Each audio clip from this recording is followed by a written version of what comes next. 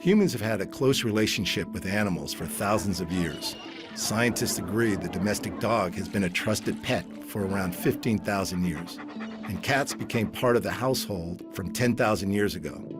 And now it's estimated there are at least 600 million pet cats in the world.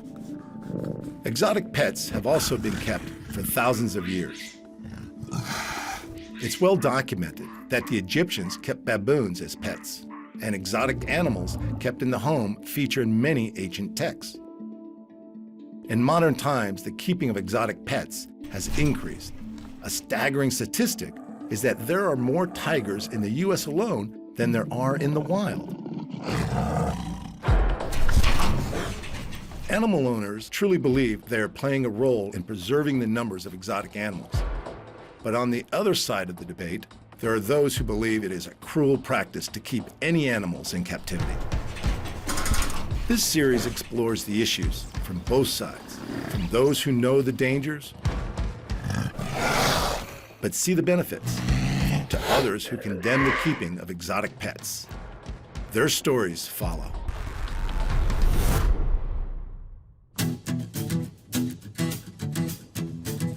Driving one of these big trucks is a woman who, if you met at a truck stop, you would see what you think is a tough but fairly normal person.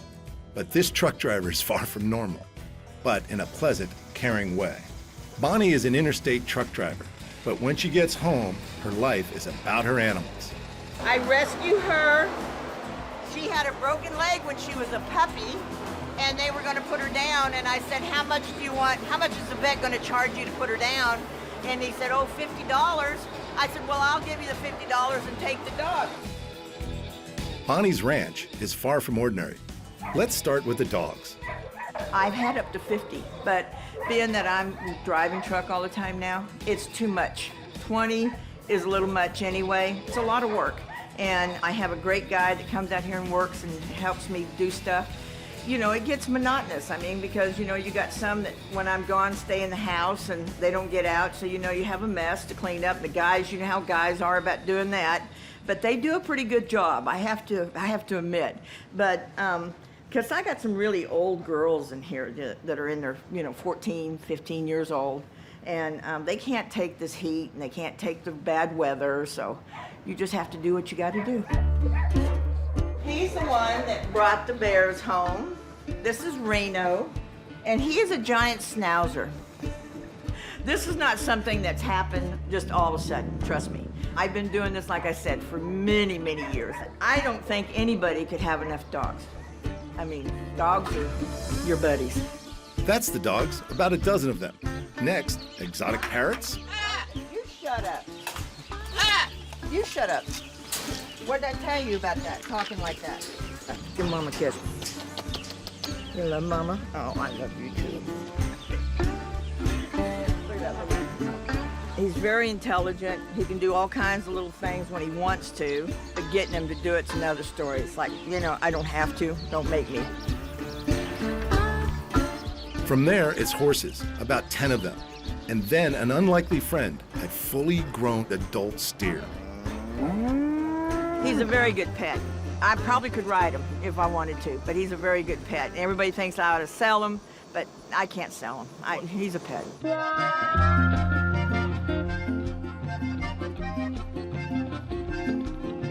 Shrek is a miniature mule. That's his mama right there. Yes, that's a bear off in the distance, and its neighbors do eat a lot. This is what the tigers eat. This is my so-called dispensary. They get chicken. This is what they're getting today. They're getting steaks, yum. You heard right, tigers.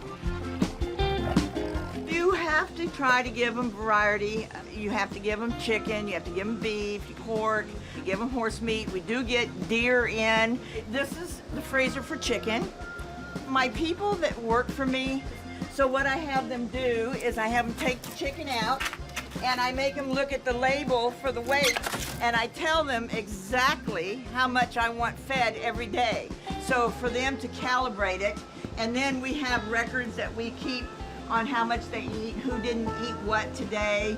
Technically, USDA requires you to do that, but I do it on my own because if something happens, I can go to the vet and say, okay, this is what this tiger's done all week long, and he has a better frame of mind of what's happening. This is what the bears eat. This is the bear freezer. We have yogurts, we have butter, we have creams, rice pudding, a little bit of everything. Their favorite, ice cream. If you're getting a feeling that this is Noah's Ark, you are right. Bonnie is a serious animal lover. Just think about what all those treats cost. Her 2 American black bears were accidental strays. The 750,000 black bears in America kill less than 1 person per year, and attacks in captivity are rare. But is Bonnie at risk with her bears? The answer to that is more about how they are looked after rather than whether or not they're dangerous. Contrast that with 26 deaths by dog attack each year, although there are millions of dogs in the U.S. alone. This is Bam Bam and Pebbles. They're about 4 years old now. They came to me. I have big black schnauzer he's a giant. They were following him, and I thought they were dogs, but they end up being bears. And once they got the bottle and realized what was going on, they became my pets. These are American black bears. Come on, show them how tall you are. Good boy, good boy. Come on, good girl. Oh, Mama, baby loves you. Mama loves you. I know. And these are my babies, and they've got really long claws, as you can tell, and they usually tear me up. There you go. Good girl. Pebbles, Bam Bam, stand up. Come on. Come on. Good boy. Good boy. Hey, you're stealing them. Okay. They're stealing them. They're stealing them. Good boy. Yes, sir. Mama loves you. I love these bears. You can get in here and I can mess with them. Of course, you don't want to ever trust them because they show no sign that they're going to attack you. I have been bit, I've been clawed, I've been knocked down by them, and usually I carry a taser with me when I'm out here by myself so I can get up. And she's about as unpredictable as you can get. I've scared her and she's turned around and, I walked up on her too quiet and I've scared her and she came at me. But, it wasn't an attack. As soon as she realized it was me, she stopped. I can't express enough that these are wild animals and their mind can change at any moment. They can be killers in a matter of seconds if they wanted to.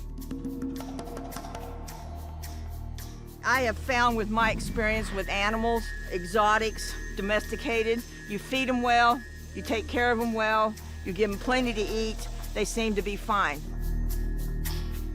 When you start not feeding them and doing what you're not supposed to do, you hurt them, then they hurt you back. If you come at them aggressively, they're gonna come right back to you aggressively. Like if they're doing something and she's wanting to bite me, I just change her mind and go, no, it's okay. You turn the tables on them. And loud noises will scare them. There's times that, like I'm doing something and they're being nosy, if I don't want them around, I'll slap the side of the tank and they run. I'm not a bear expert and never claimed to be, but being with these, and these are my first challenge with them, I've learned a lot. It's been trial and error. I think they're doing good. I think I'm doing okay with them. Some people may say I'm not, but they seem happy to me, don't they, to you? They're very easy to take care of. I'm really surprised. I've offered them meat, I've offered them fish. I put 4 rolls of hay out there day before yesterday. Look how easy they mangled it. They go up in the trees, they get on them, they climb up on them. They get way up there. They come down to eat and to pick on me. Have you touched one? Come here.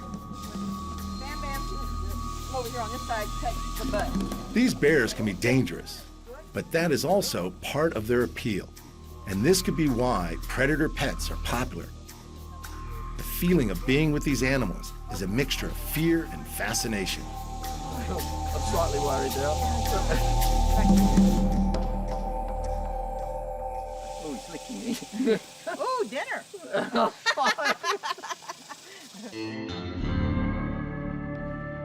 They're very strong. They can take a log and they can literally push it, move it wherever they want to. Oh, look at that. Is that good? When she comes in heat, she gets a little cantankerous and she can get pretty rough with him. But he doesn't show any aggression. He just does his own thing and gets in a different tree. Like a man, goes to a man cave. But this is my baby right here. This is my baby. Yeah. My main concern is keeping them where they're supposed to be, keeping them fed, and like I said again, as long as you feed them well, they're not going anywhere.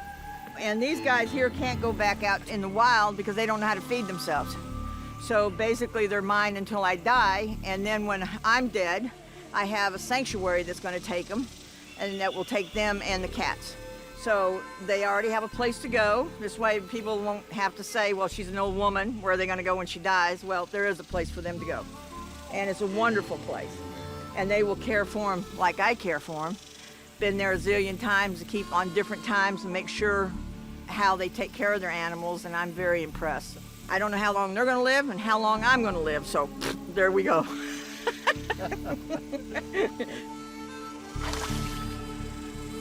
They stand on the edge, and this is what happens to my $500 stock tank. Huh? More toys? Huh? For our crew, bears are one thing, but Bonnie's apex pets require a little more respect. It is estimated that there are more tigers in the U.S. than in the wild globally. Bonnie's younger tiger was born in captivity, and to Bonnie, he is just a big playful cat. She's, just that playful teenager stage where everybody's a toy and everything we have is a toy. No, gentle.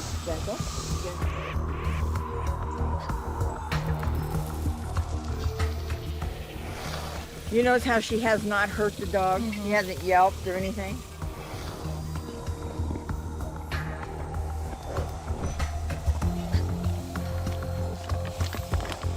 What are you doing with the water? That's called chuffing.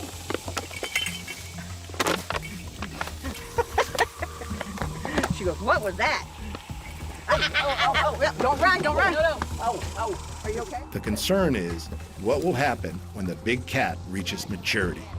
Incidents of pet tigers killing people are rare, but we have to always remember they are an apex killer. So Bonnie, one way or the other, is taking a risk. Ow! Here, here's a stick. You want a stick, Bonnie? Bonnie, here's a stick. No, I got it. No, you stop. Now, come on. Ooh. Don't bite my leg. Not just with one tiger, her second one is a fully grown female. Well, she came to me 7 years ago. She had ringworm and a yeast infection all over her hair, and she was pretty poor, but now you can tell she's magnificent. She's healthy, and she's not that she doesn't like that cat. She's just telling it to back off. But she's my baby, and I love her. Well, she weighs 450 pounds. I go in there and pet her, and I do everything, clean the pen, do everything like I do with like I did with the other cat. But when people are here and the cameras, she gets bashful. So, and I think, she's back here in the back. She don't get a lot of people here to socialize with her. If she had more people to socialize with her, she'd probably be all over us. But really, she's a very good cat. She's not mean. She's not aggressive. You know, when she's scared, you saw what she did. You know, she kind of growls a little bit, you know, but I mean, that's just to show you to back off. You know, she's a tiger. Again, you know, don't feed her, she'll eat you. I've only been scared of one cat in my life. I was in the pen with 2 cats, and I was against the fence like this, and they double teamed me. One come here and one come here. They've never hurt me, but it is definitely a feeling that, you know, okay, this could be it. You know, but otherwise, no, I'm not afraid of them. I mean, I should be. I mean, I'm very let's put that a different way. I'm not scared of them, but I'm very cautious of them. You can't, I don't know how to explain this feeling, but I mean, I just don't have the fear of them, but I know they can kill me. I know they can hurt me. You know, I don't turn my back on them. I mean, I know what they are. I know that they can be an aggressive animal, and they can be friendly one day and be an idiot the next day. The thing is when you're feeding them meat, get out of the pen. Why do you want to be there? They're eating. If they're having a bad day, why irritate them? Leave them alone. Let them just go through their bad day. It's a sense you have with animals, you know. If you have that sense, your chances of getting hurt is minute, you know. But if you're bullying them or doing things and you don't pay attention, then you get hurt, and that's what usually happens with people. They're not for everybody, you know, and not everybody wants them. They're a big expense. They cost a lot of money every month to feed. It's not that they're a lot of work, but you have to take care of them. You have to know when something's wrong with them. But that's the whole idea of owning animals anyway, isn't it? Oh, come on, Nushka. Come on, Mama. Come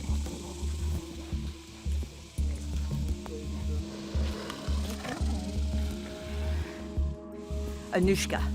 It comes from Alaska, and it means the first ray of light. So that's what I thought of. And then Sunita, the little one's name, is a Spanish name for beauty. But those are my children, as children go.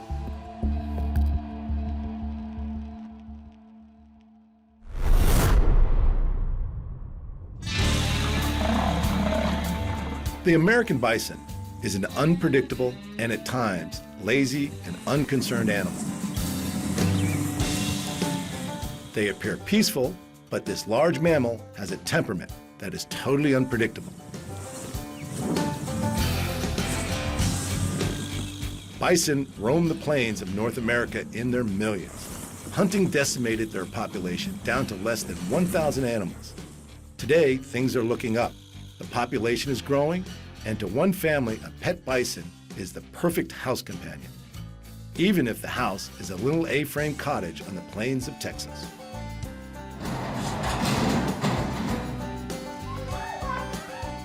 People that don't know me think I'm crazy, and the people that know me know I'm crazy.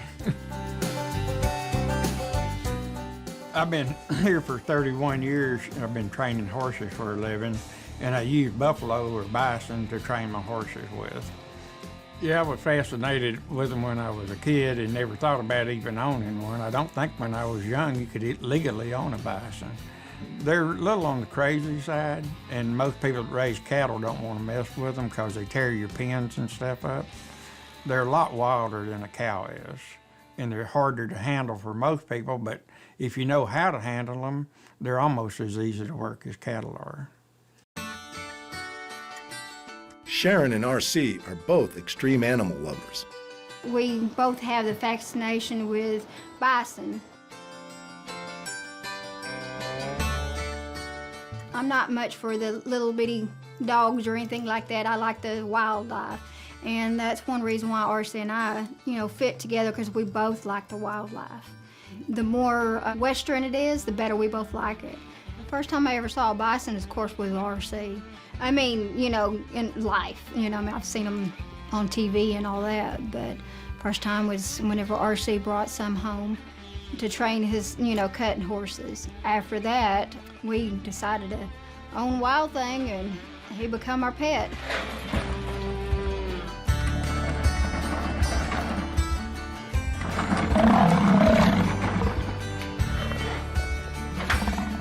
Keeping a bison as a pet does have its challenges. They can weigh up to 2,700 pounds and run at over 30 miles per hour, and they can get a little grumpy. A lot of times you got to go in the pen with them,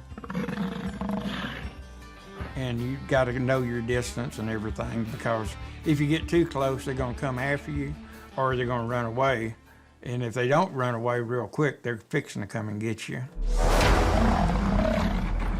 They're the largest land animal in the United States that's native to the United States. They can outrun any horse. It's always dangerous being around a herd of bison because you don't know when one's going to attack you. And I have had them horn my horses and knock my horses all the way down on top of me.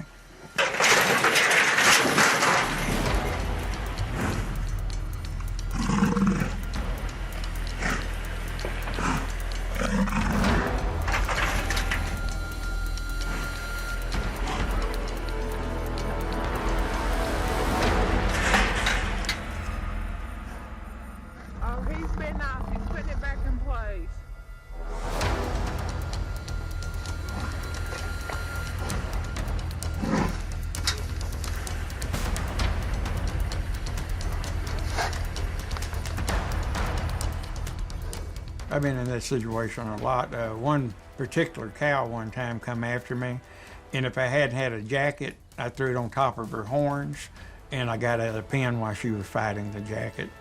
He got me down one time 3 times in one day, and my wife had to dress me for 3 days. Hello?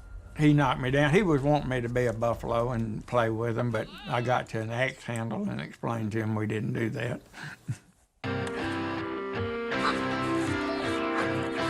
RC counts Wild Thing as his pet and his companion on the ranch. This big bison is, at times, almost cute.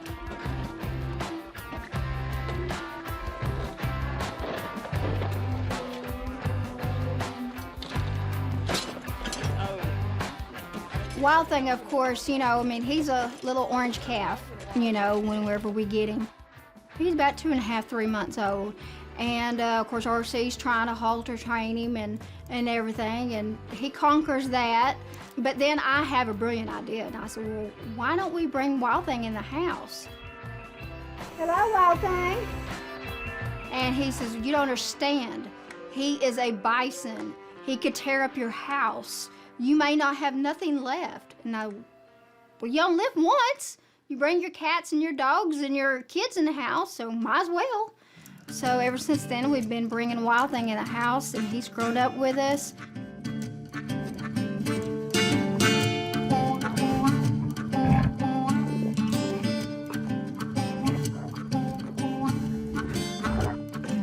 He has lots of personality.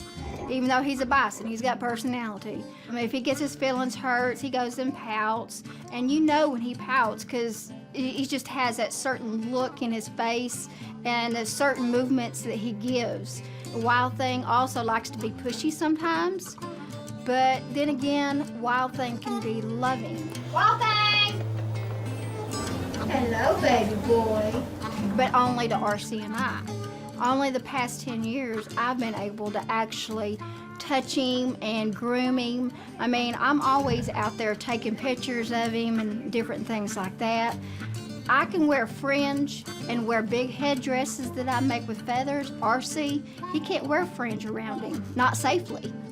So, you know, and I think it's because Wild Thing's used to RC being just a cowboy, and he's used to me being just out there, because, I mean, I'm always out there. So he never knows what to expect of me. But there's times that Wild Thing is sitting outside, relaxing, and I may kind of crawl in and lay close to him. I can't touch him, I can't lay up against him, because then he'll jump up. But I do lay in there with him, and then sometimes RC and I both will lay in there together. And I mean, you know, he can be, you know, seem real sweet, but he's not a, you know, sweet animal per se, you know. I mean, he is a very dangerous animal for others. Well, I'm afraid he might tear up stuff, you know, if we brought him in. But when I brought him in, it was kind of odd because he behaved himself in here. And then pretty soon I was leaving the door open, and he'd come back and forth in the house, but he never used the bathroom in the house. If he'd ever used the bathroom in the house, this deal would have never happened. He potty trained himself. I do not have a clue how you could potty train a buffalo. Now that he's gotten big, we have to move coffee tables and couches around. It's like having a small car come through your house. He has a hard time getting his horns through the doors. We've had people eat with us before at their own risk, but it's not probably perfectly safe for them, although I'm willing to lay down my life to save theirs. When the grandkids come over, we have to put up fences, we have to put up everything in the house. We don't have to when Wild Thing comes down. I'd rather have the Wild Thing in the house than my grandkids most of the time. So far, he hadn't tore up anything. He's just been perfect in the house. He looks at everything. He's real curious about everything in the house, but he doesn't tear up anything. A lot of times, as soon as he walks out of the house, he'll knock my barbecue pit over, but it's outside. But in the house, he's a perfect gentleman. He's unpredictable. In the house, he's pretty predictable. Outside, he's really a crazy, wild, crazy animal outside. He's very dangerous for anybody else to be around. It's taken 10 years for Sharon to be able to go around them safely. And I still want to be there for her, because I will attack him. I can't win, but he thinks I can win. Always being the alpha, you got to be the alpha. You got to have enough courage to stand up to him, even though you know you can lose. I don't have a chance against him, but he thinks I can. Once I get him by the horns, he thinks I got him. It's a big bluff. It is likely that Wild Thing is the only fully trained bison in the world. His skills go beyond wrecking the fences. He pulls a chariot, plows a garden. He was her best man at her wedding. My boy's the first one to ski behind a buffalo on sand. And my daughter's the first one to snow sled behind a buffalo. He eats at the dining room table with us. Any crazy thing I can think of to do, I do it. He's the first one to ever pull a canoe. There are times that Wild Thing seems to get what's going on, even at a big event like his owner's wedding. I just thought it's something different to do. I didn't know anybody ever know about it but us, but I thought it was kind of cool to have a bison or buffalo as a best man. Our minister, he knew us already, so He wasn't real comfortable though. no, he wasn't real comfortable, but he liked it. I mean, he thought it was neat, you know, and he only said only for us, not for everybody. Our wedding has been all over the world. He was a good gentleman. He did throw the rings off his horns though.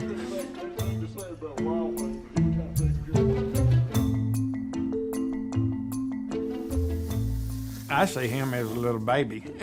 I don't see him as a big buffalo. He's a baby to me. He's not big to me because I've raised him, and he's still a baby to me. Yeah.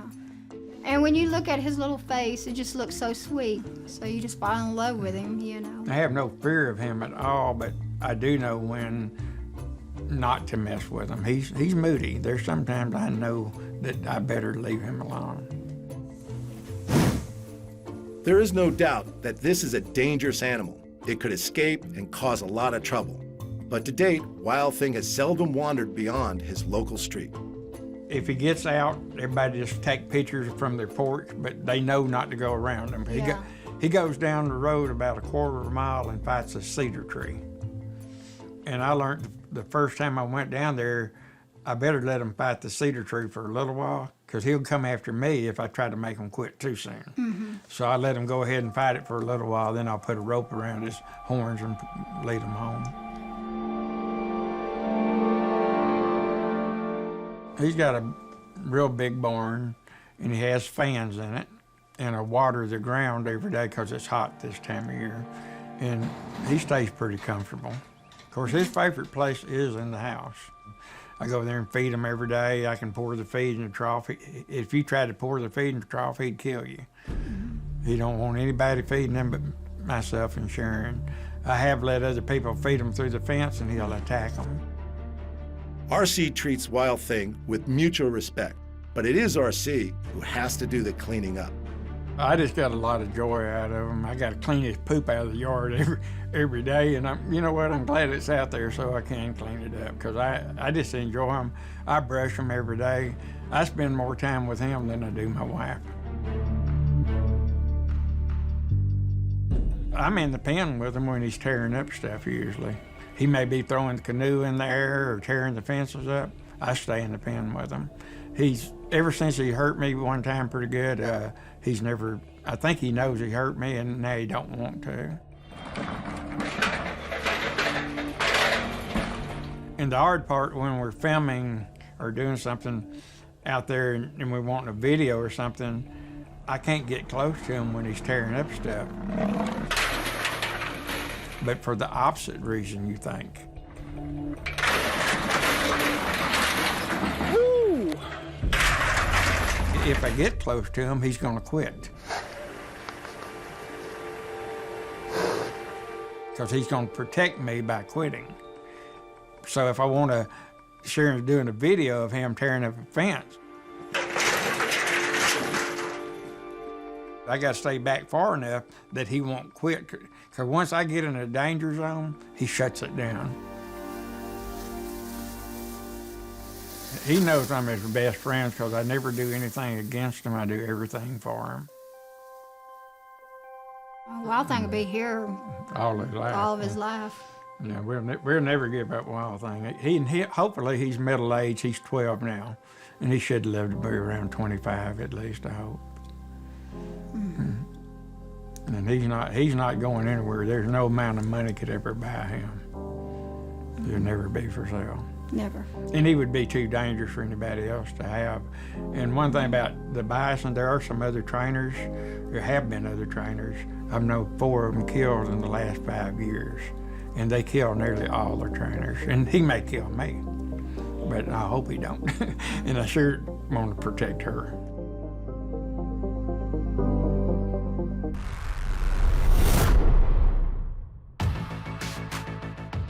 It's hard to define Tippi Hedren, the Hollywood legend and star of The Birds, Marnie, Roar, and The Countess from Hong Kong. She has been an active humanitarian, creator of a multi-million-dollar manicuring industry, and is the only actor to have worked on films with both Alfred Hitchcock and Charlie Chaplin. But her real passion is with the beauty and majesty of the big cats. Her recent biography looks into her acting career, but spends more time on her love of animals. Tippi is the founder of Shambhala, a sprawling 40-acre wild animal sanctuary a few hours north of Los Angeles. Shambhala is home to around 30 big cats. I can't even imagine my life without these big cats. I can't even imagine it. I mean, they've given me so much. Certainly on understanding the species and totally respecting the qualities that are inborn into those beings and what is in that brain and what activates those instincts and just getting to know these animals. It's been a great honor. It's been something that we have to have done to be able to give them the life that we have given them, to be able to understand them. We can't understand everything about them. Enough to really give them a good life. There's something very, very fascinating about something of great beauty. The personality of the great cat is varied and elaborate and dangerous, and you know, they can kill you. Without even thinking twice about it. Well, I've always been in love with them, even before I even had a possibility of going to Africa. Seeing them actually in their own environment, in their own way of life and being free, and it was an astounding time. Shambhala Reserve is not a zoo or an animal park. It was set up to take on the role of looking after animals that no longer had a home in the U.S. Some were dropped off at the gates, others have come from circuses or zoos, and many from private pet ownership. It is estimated that over 3,500 tigers alone are in private ownership in the U.S., with many of them now too large to look after. I don't know the exact numbers of them, but I know it has diminished because people are getting smarter. I mean, with the exotic feline, you're dealing with an apex predator. You're dealing with an animal who could just as soon kill you as just walk across the room. They are extremely dangerous. They have instincts born in them that can never be removed, and they are dangerous. Tippi Hedren knows too well the dangers. During the production of her feature film Roar, tigers and lions featured heavily in the story. This meant working closely with a number of dangerous animals, and incidents did happen. I had seen a number of accidents caused by these animals. I was hurt. Practically all the people on our movie had some sort of an encounter with one of the animals, with a lion or a tiger. And, they were going to name a wing at the Palmdale Hospital after us because we were there so much. Melanie Griffith, Tippi's daughter, a well-known actor in her own right, was also on the set of Roar. Melanie was very used to having the big cats around, but even then, things can go wrong. Gosh, she was leaned over. She did something. Anyway, one of the cats was a lion, and it got her right across her forehead. I just grabbed her and ran, got out the gate, and put her in the car, and we went to the doctor. And she had to have a whole, all these stitches put in her forehead. Fortunately, he did a really good job. You'd never know it. So I do know from where I speak, these are not animals that should be in somebody's home as a pet or in captivity in somebody's backyard in an 8x10 cage or, that kind of confinement. I think the American public is becoming smarter. They're becoming more aware of the fact that this is it's simply brutality to have those animals in a circus. It's not only brutal to keep the strict confinement that they're in, the treatment that they have in order to do those stupid tricks that they make them do is, it's obscene. It's horrible, and those poor animals, I'm surprised more people haven't been killed by these animals from the treatment they've had. Shambhala is Tippi's home.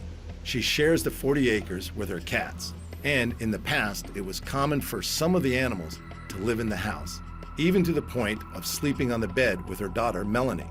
Tigers and lions were their pets, so much so that this image of a tiger jumping through the kitchen window was not set up. It was just one of the many daily events that happen over many years of rearing the big cats.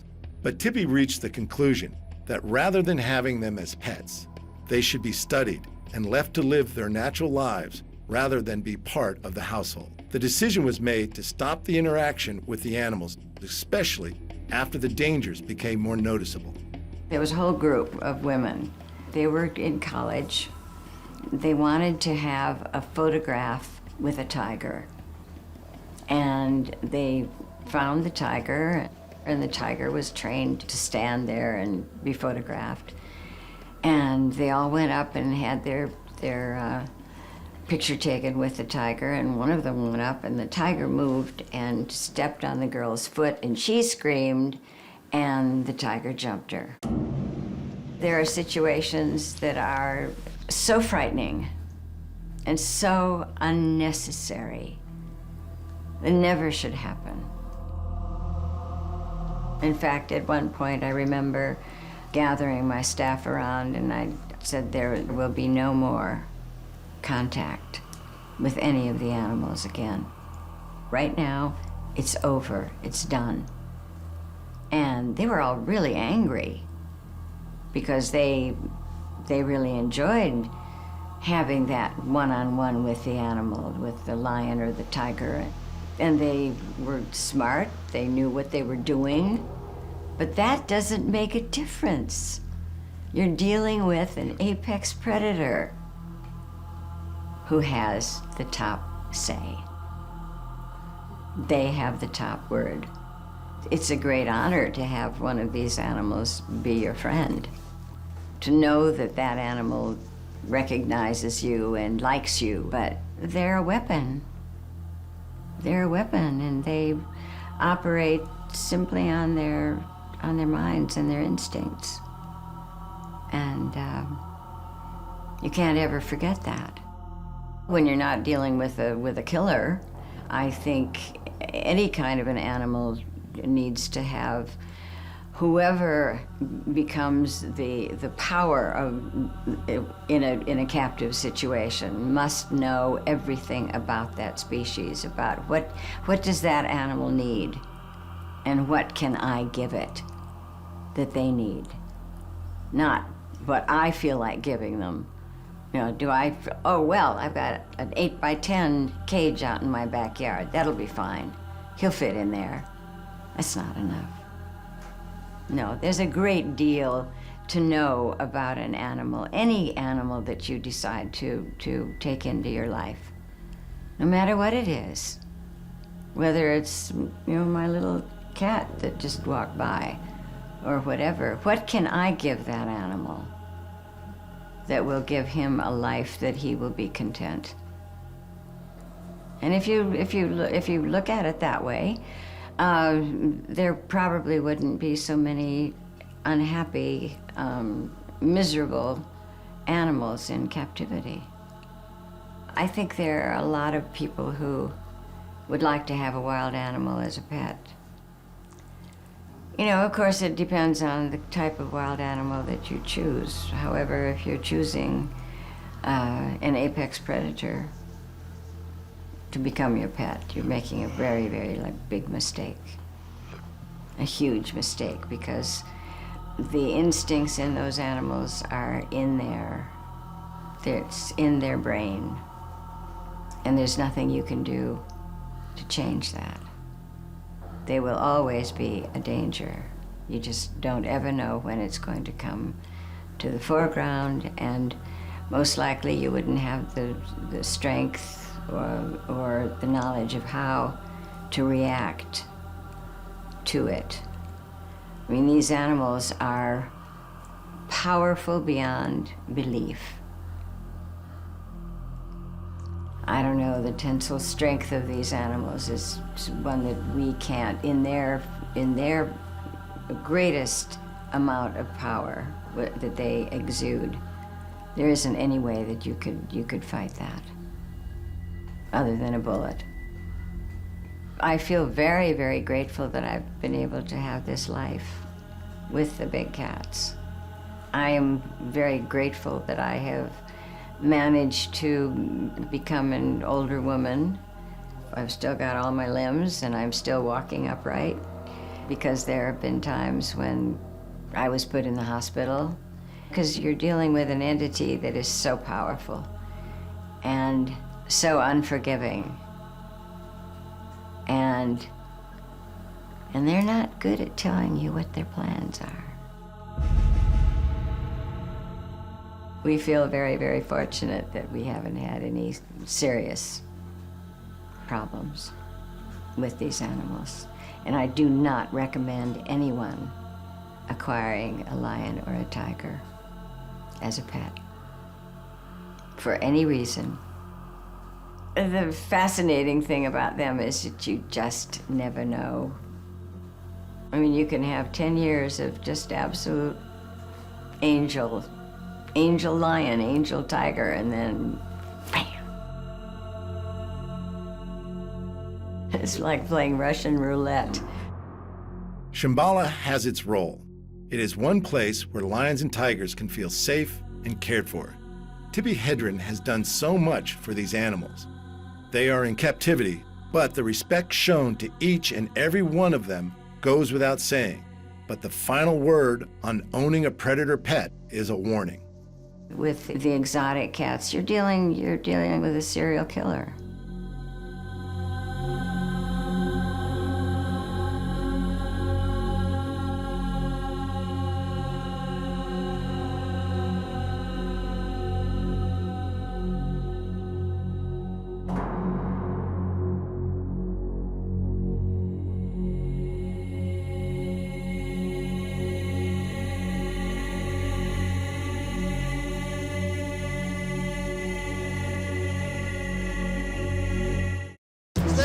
Get in the week. It's a berm, it's a berm. Next on Python Hunters. Night.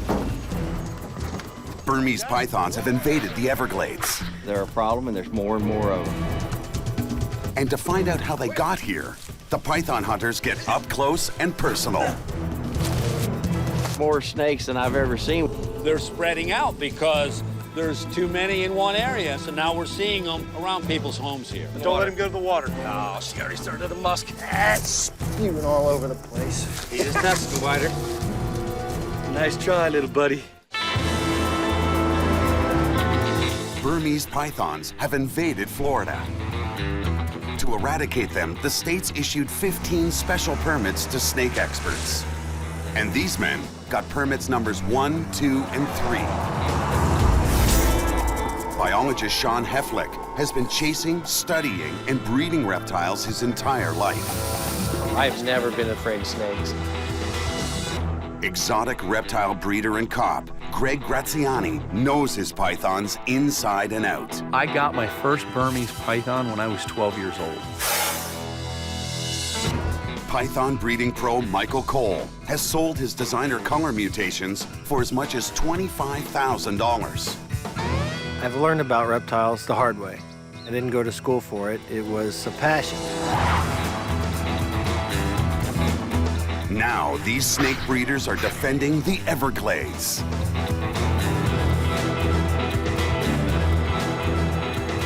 They are the Python Hunters.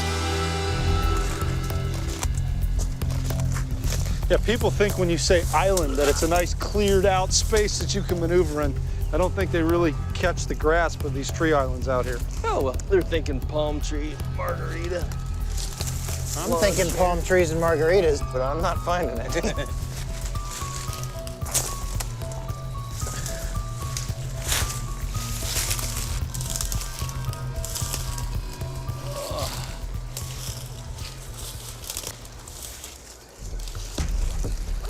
Hey, I got a python! What? You, ow, whoa! You hear me? Yeah, I'm coming. I got him by his tail. Keep talking to me. Right here.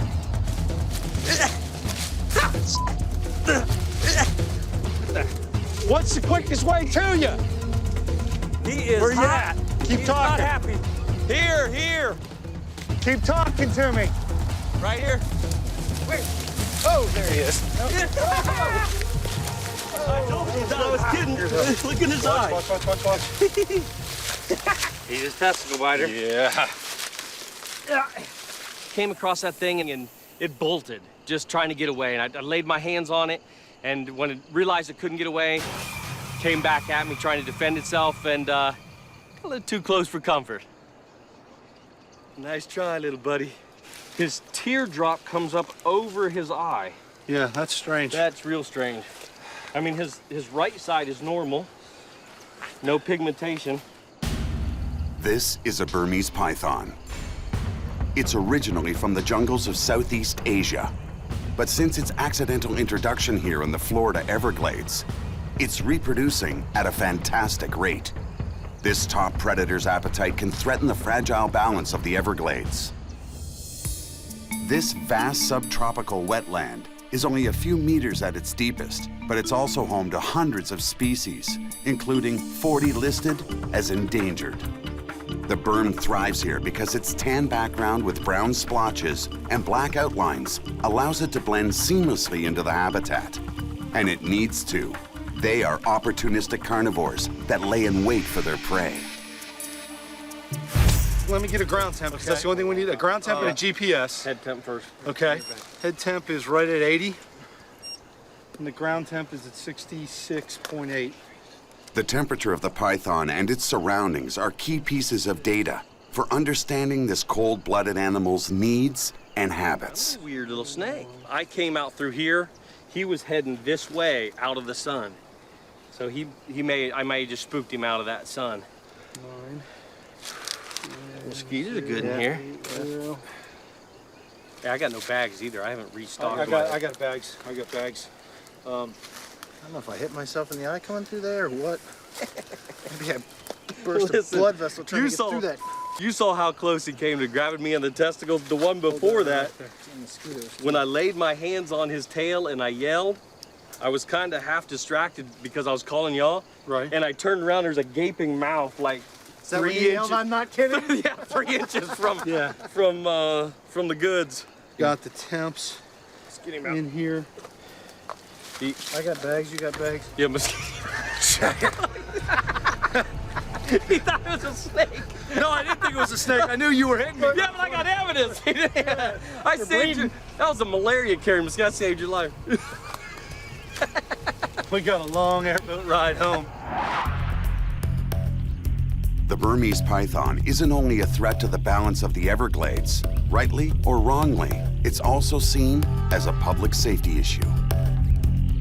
I know there's huge hysteria because these are snakes. The fear that they've invoked in people is devastating. I don't have a snake. I don't want a snake for a pet. I don't like any particular snakes, to be honest with you, especially ones that are bigger than myself. The state of Florida has become the unwelcome home to dozens of foreign animals that can pose a threat to the Everglades. From the fire ant, to the cane toad, to the green iguana. But of those, the Burmese python is perceived as enemy number 1. Official estimates range from 3,000 up to 100,000 Burmese pythons breeding in the wild. No wild Burmese python has ever attacked a human. But South Florida residents remain unconvinced the giant reptiles are docile. They're getting closer and closer to residential areas, and to me, that's alarming. When the rats and the rabbits run out, it's going to be small dogs and hopefully not a child. Burmese pythons frighten the suburbs of Miami and create potential havoc in the Everglades.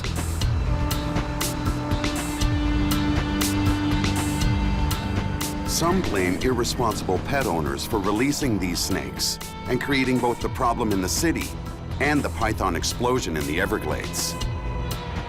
The search is on to discover the truth.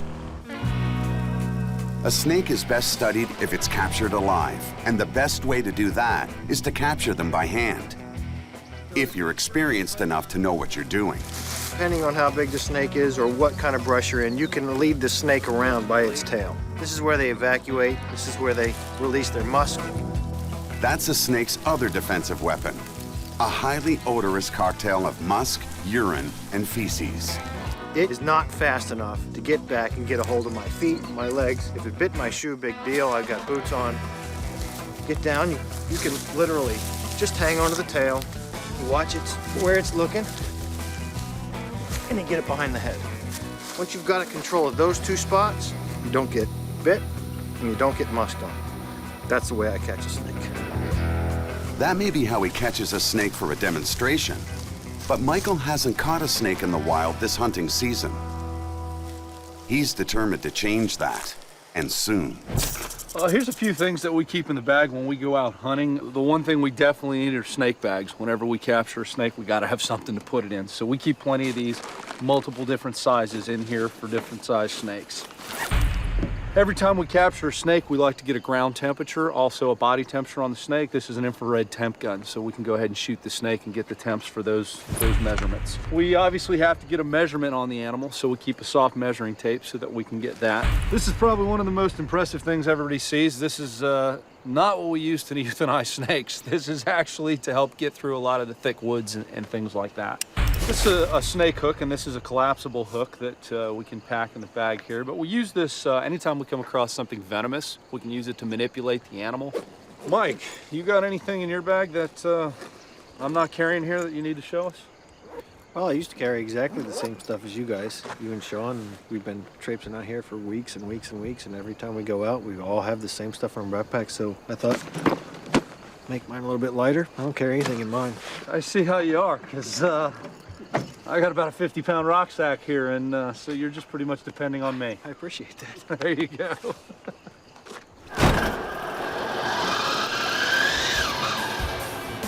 Smooth as silk.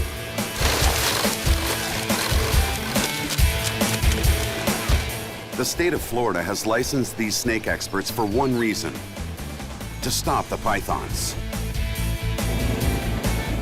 But you can't solve a problem until you determine what started it. Their mission today is to discover how the pythons got here in the first place.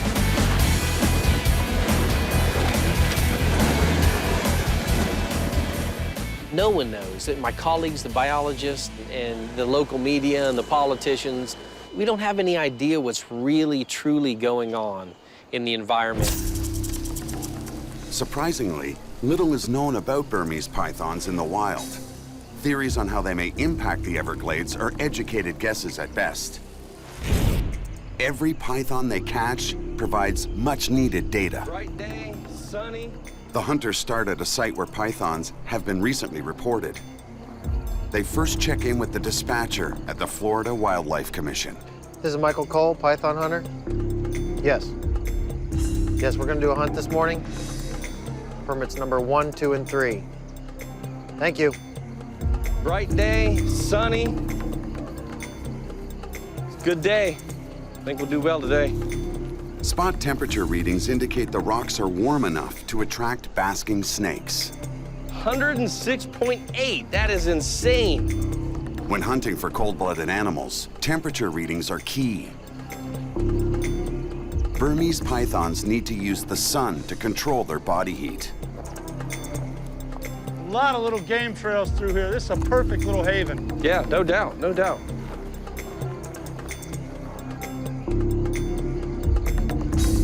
Guys, I got a burn.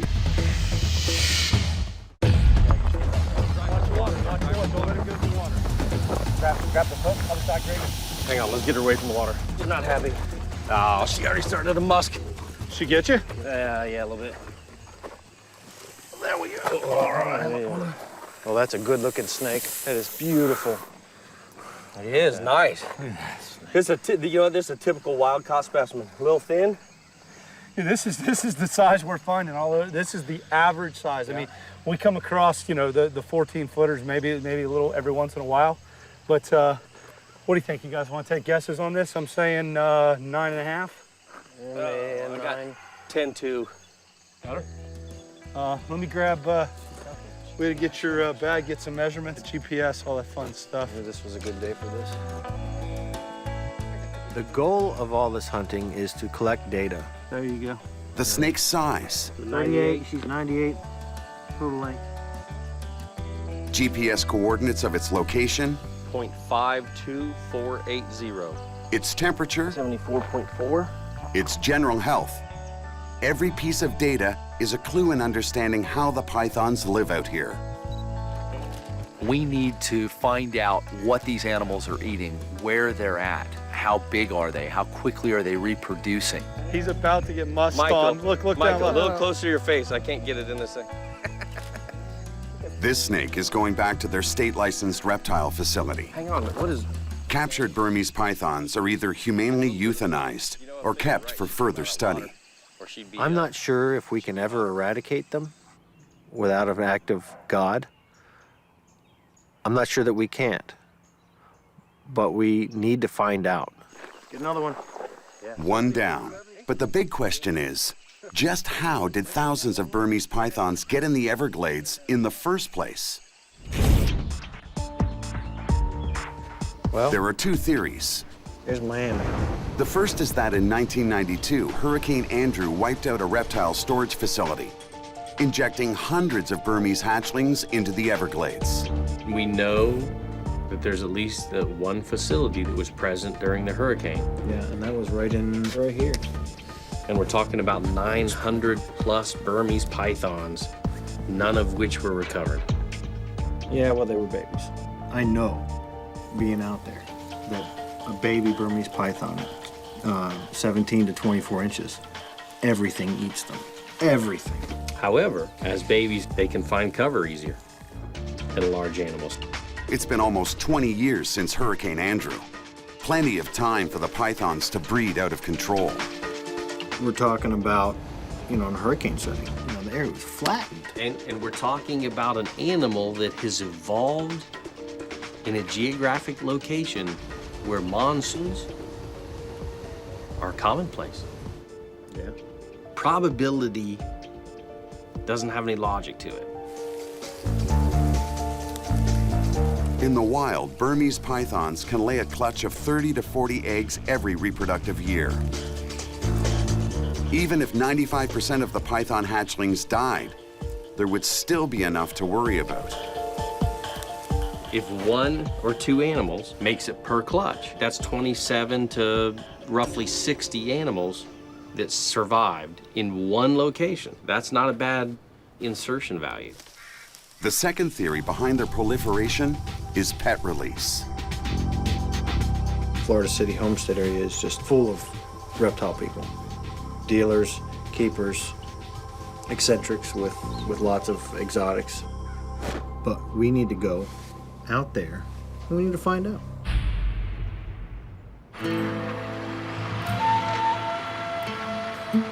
It's South Florida farmers who often have a front row view of the extent of the python invasion. I wonder if that bird realizes the danger it's in. That'd be a tasty morsel for a python. The farm of Larry Dunnigan and his son Mark borders Everglades National Park. Squash and pole beans grow here a few months a year. The rest of the time, the fields are home to rats and rabbits. And it's only a few kilometers from the epicenter of the python explosion. The snakes, that's where they go for dinner. In August, we start preparing the land for fall plantings. The telephone calls and the radio conversations came in that, boss, there's lots of snakes out here. More snakes than I've ever seen. We ran over 2 or 3 the year before, but never this number of snakes. All through the day, they kept calling us, telling us, here's another one and another one and another one. And one day we ran over 11 the first day, 9 the second, and 3 the third. But believe it or not, you would think it would cut them into 12-inch sections. It doesn't. It doesn't. They're tough. They're tough. Larry only started seeing the pythons after Hurricane Andrew changed Florida forever.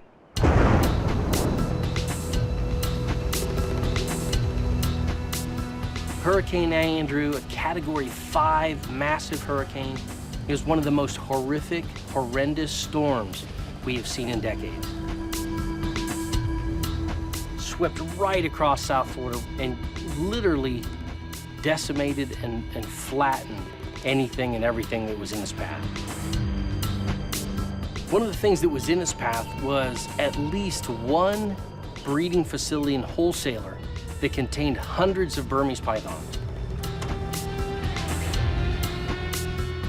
This was used as a reptile warehouse back in 1992, just prior to Hurricane Andrew. Lieutenant Pat Reynolds is the Florida Fish and Wildlife officer who inspected that python facility just weeks before the storm. As you can see, the flimsy nature of the plastic coated roof, the wind's blowing it. Inside this plastic warehouse of reptiles are these snakes stacked like this just prior to Hurricane Andrew. And when Hurricane Andrew came and took everybody by surprise, We had no idea this storm was gonna come and get us or what magnitude it was gonna be. These guys didn't even think about removing what they had in here. So what they found out when they came back, nothing was left. Not a pipe structure. Obviously all this plastic blew off. 200-mile-an-hour winds just shredded that stuff. These things are all stacked. The wind comes and just throws them like Frisbees out into the Everglades. Lucky for the pythons that they landed in a subtropical climate with a lot of food, plenty of water, just a great all-around ecosystem and habitat for those pythons to survive. You know, of course they're gonna get picked off by predators. Parasites might get some. But what's the chances out of thousands of animals that something might survive? I think it was pretty good. It was a perfect storm for these pythons. But while Lieutenant Reynolds remembers getting calls about a lot of exotic escapees in people's homes, the pythons were mysteriously absent. Now remember getting together with the nuisance animal trapper and saying, when are we gonna see the snakes? Where will they show up? We never found any. We never got a call. We got together and shook our heads. We just couldn't believe it. Around year 2000 or so, we started seeing pythons turn up in the Everglades National Park. And we said, could it be? That's a good possibility. It would have taken many years for some of these animals to get up to breeding size and to get enough of them around. And then all of a sudden, they're spreading out because there's too many in one area and they have to spread out in different directions. So now we're seeing them in the urbanized areas around people's homes here.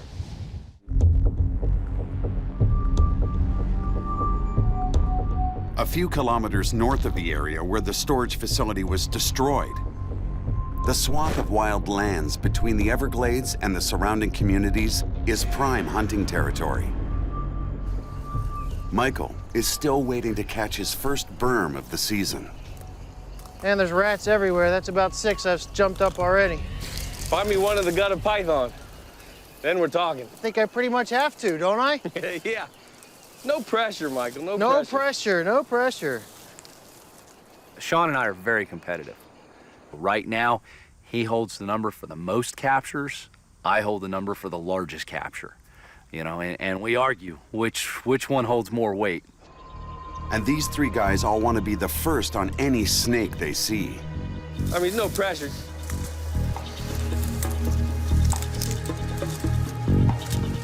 Look like something little. Corn snake. Yeah? You got him? Big one. You lost him? Got him, yeah. He's under this rock, though. Hey, wait, I can get him right here. Get him? He's pretty deep. Got a couple of rats in here already. He doesn't know we have a snake, does he? No. Can you see that, Greg? Has he got a hole under there? Yeah. Oh, here he comes. What you got? There we go. Hey, little buddy. Oh, wow. Yeah. Good teamwork, man. All right. It's a small corn snake, a non-venomous native species. Adults can reach from 0.6 to almost 2 meters in length. Actually, I think he's probably due for a shed. He's Getting ready to go in? Yeah, he's kind of dark. And He's big for all the other ones I've seen around here. This animal here has really thick black bands. Yeah.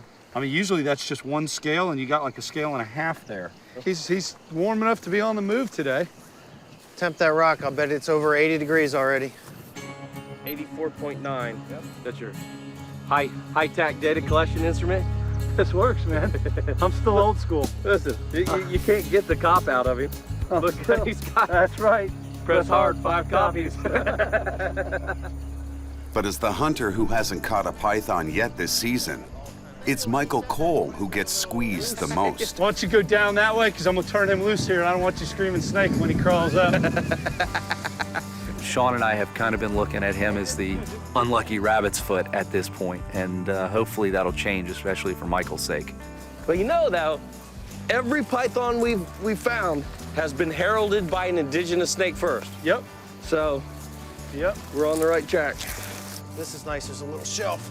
You know, Michael, I don't know, you know, he's a squirrely kind of dude. He could just pull it out in the end, but right now he's playing out of a hole, so we'll see. Make sure you keep looking for sunny spots, because that's where they're going to be. Yeah, no, there's lots of little patches of sun. As long as I can get through here, I'll get it. Good luck. There is no background of chasing Burmese pythons around the Everglades. We can't go back and read a book about how it was done in the 1950s because they weren't here in the 1950s. So we're making it up as we go along. Hopefully we'll keep moving forward and we'll keep catching snakes till they're all gone. Guys, you got that untied? What's that? It's tied up. FWC just called. They've got a python in a dumpster. We need to go get it for them. The hunters are on call anytime someone finds a large exotic reptile. The boa constrictor certainly qualifies. He believes it's going to be a common boa. He says it may have been hit by a car. It's got some injuries to it, so we're going to have to check it out when he gets here.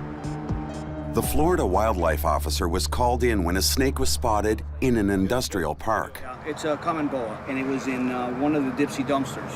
Right. So he didn't fight or create any problems and stuff. Yeah. So it's not a horrible monster? Not like a typical python. A little bit more aggressive, I have to admit. You know, sometimes when we get called out to capture a loose python, sometimes it's in an urban setting very close to where the wild population is. As soon as we get our hands on that animal, we can tell whether it was an escape/release or a wild animal. Those wild animals, as soon as you put your hands on them, they try and defend themselves. They strike, they bite. The captive animals, you can pick them right up and normally put them in whatever container you need. Actually, looks like he's been chewed on a little bit. But this actually went to the spine. You can actually see vertebral column. Yeah. Wow. This abandoned pet has none of the skills needed to survive in the outside world. Its injuries will probably prove fatal. I mean, these really are spectacular animals. And, you know, it's disappointing to see one in this condition. Yeah. Are they from believed to be a wild population or some captive animals that were let loose, or what do you think? We believe that it's captive animals that have been let loose in this particular. The hunters have found that released pet snakes discovered in urban areas seem to be more often victims than dangerous wild predators. Good deal. You guys got all the, you know what? Let's do this night hunt.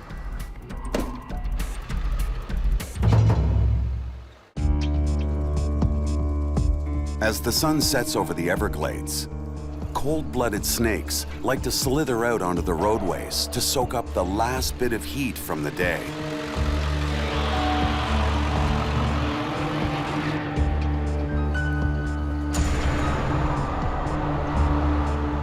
So this quiet, warm road near the Everglades should be an ideal place for the hunters to find pythons. Snake! Where? Get it.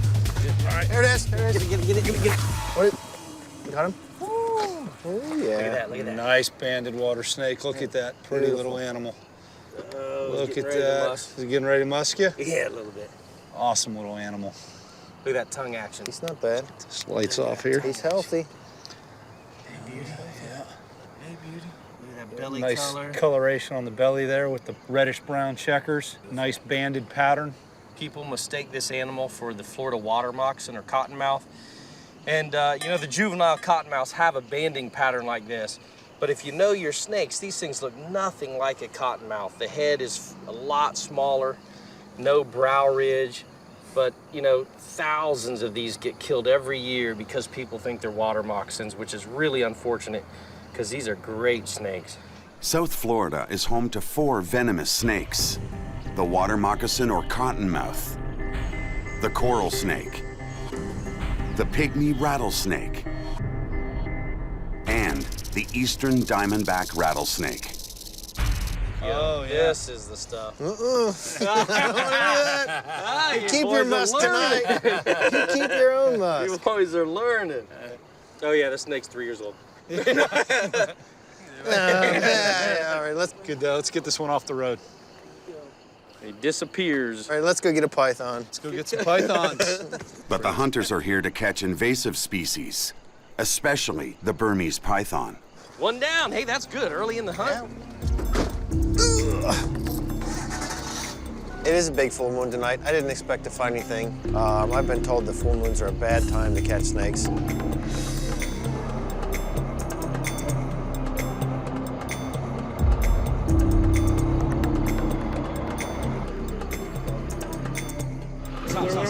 Snake. Where? No, to the right.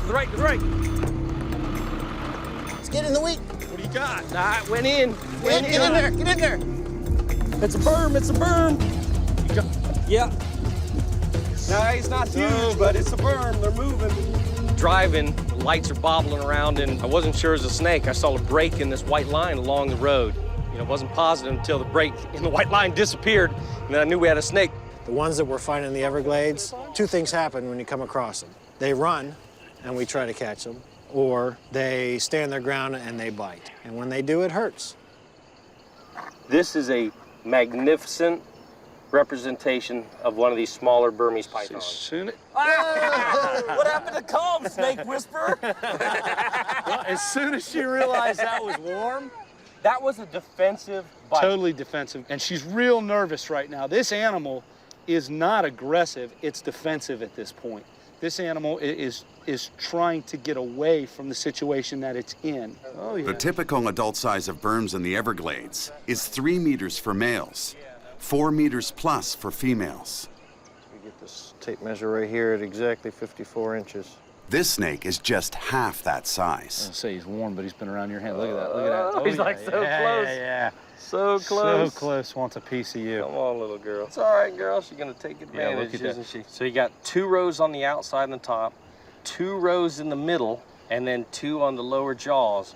These have approximately 100 teeth inside this mouth, and they're all needle sharp. And it's all covered by this flesh, real soft flesh that pulls back.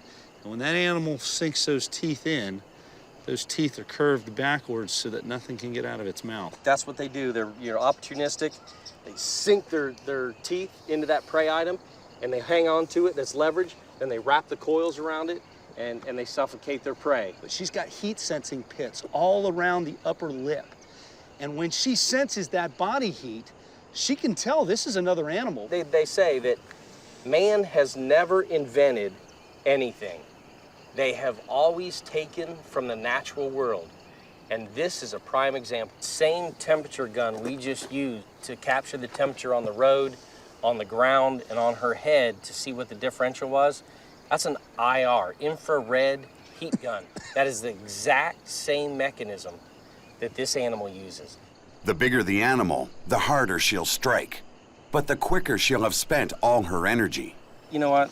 I know we've all seen thousands of these animals. They're just beautiful. But how can you not just continue to look at them and not be just in awe? Bring my kid out. After a few minutes on the warm pavement, she rebuilds her strength and is ready to strike again. These animals. All right, let's bag her. You're trying, I know. I didn't do that. Come on now, I didn't do that. I didn't do that. Y'all blame me for all kinds of stuff. I was being nice. Well, you know, Greg got himself bit. I had nothing to do with all that. Yeah. Good catch. All Good right. to see, man. I was looking at the shadow on the left. Ooh, she put out a lot of musk. And I can smell that musk from back here. Yeah, right. Stop lying, Michael. That's you. All right, y'all set, Mikey? Let's get them. All right. All right, you're the eyes up top, man. Let's find them. That's 1 snake each for Sean and Greg. But Michael's still looking for his first.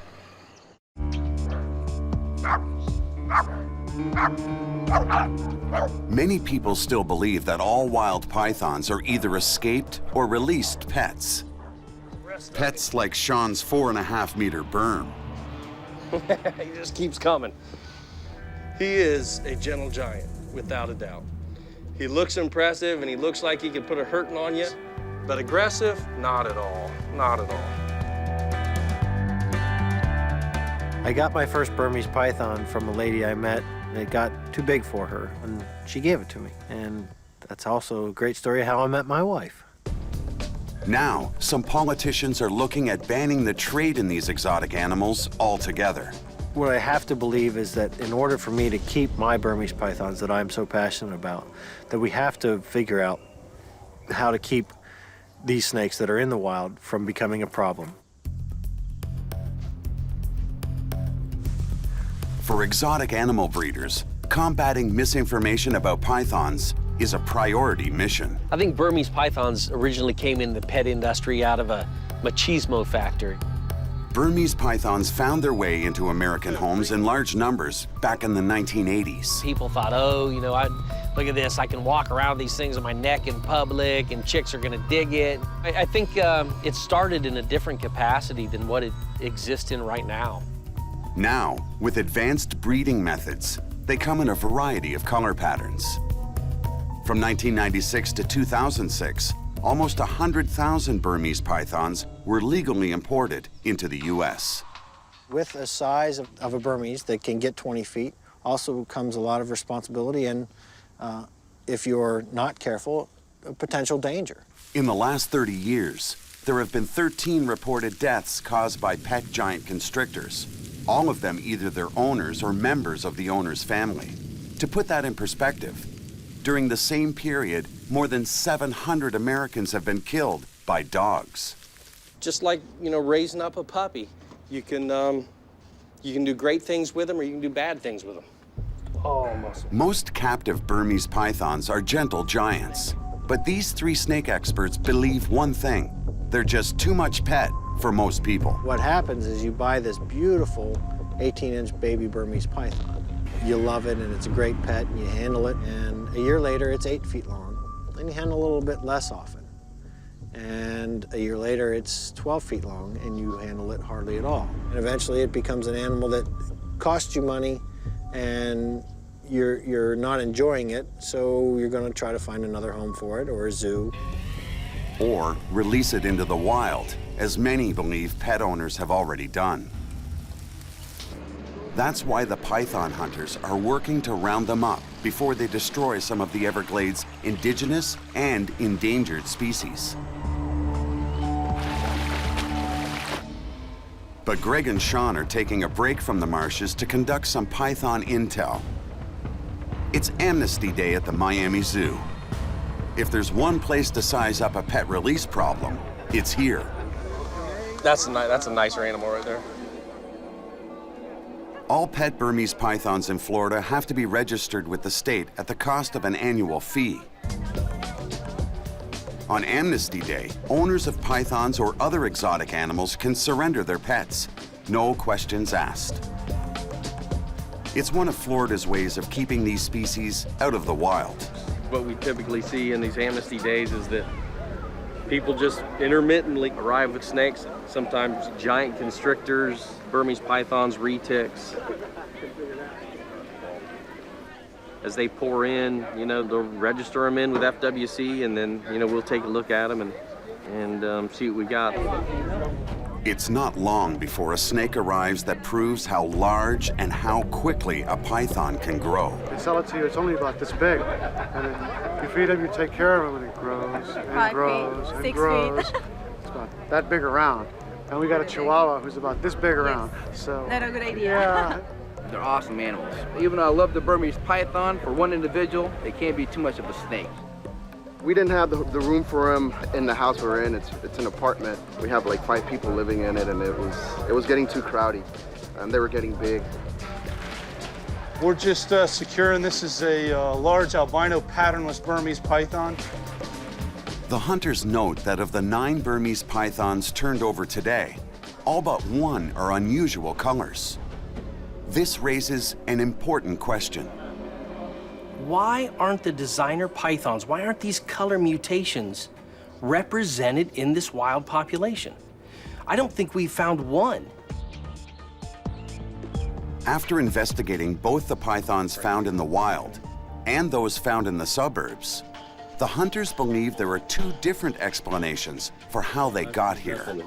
The snakes that we're finding are mean, they're nasty, they're wild type. It's not lending itself to a whole lot of credibility that pet owners are releasing their pets. Those random animals causing all the hysteria in the urban areas are likely pet releases and escapees. Look at the amnesty day. What are we getting? We're getting albinos, we're getting green patternless albinos. The animals that are escaping in suburbia with all of the human activity and all of the malice in general, you know, against snakes, right. The snakes don't make it out. People don't like them, so when snakes come across people, snakes get killed. The other reason for their spreading can be linked back to the reptile storage facility hit by Hurricane Andrew in 1992. It sent almost 1,000 hatchlings into the Everglades.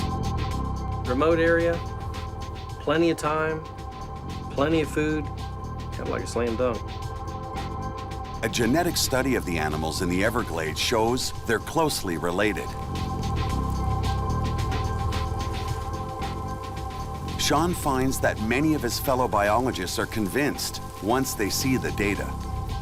A lot of the people that started off as, oh yeah, it's pet trade, it's pet industry, it's them releasing their pets wantonly into the wild, have now, when faced with this new data, they get it. They understand that it all points to Hurricane Andrew.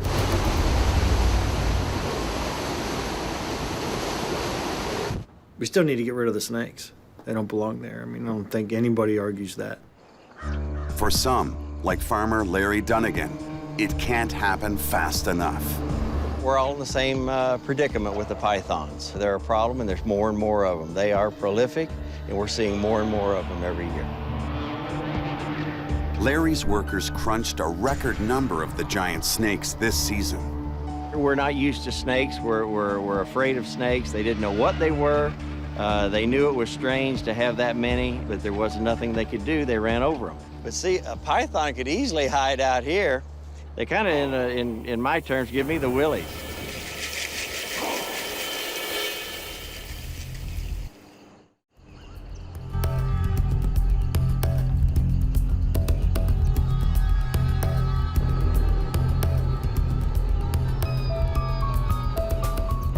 The red-shouldered hawk just took off the road with a snake in his talons.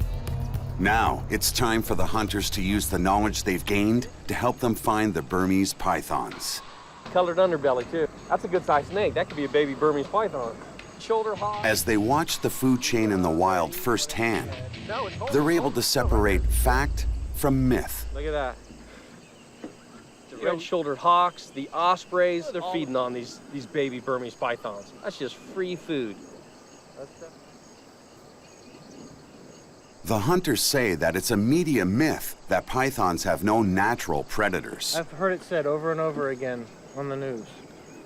No Burmese natural pythons predators. have no natural predators. Yeah, So okay. How do you explain that? Well, that's because the individuals saying that don't know what they're talking about. They don't know anything about Burmese pythons, and they know very little about these ecosystems, these habitats, and how the whole predatory prey system works out here. I have problems with authority.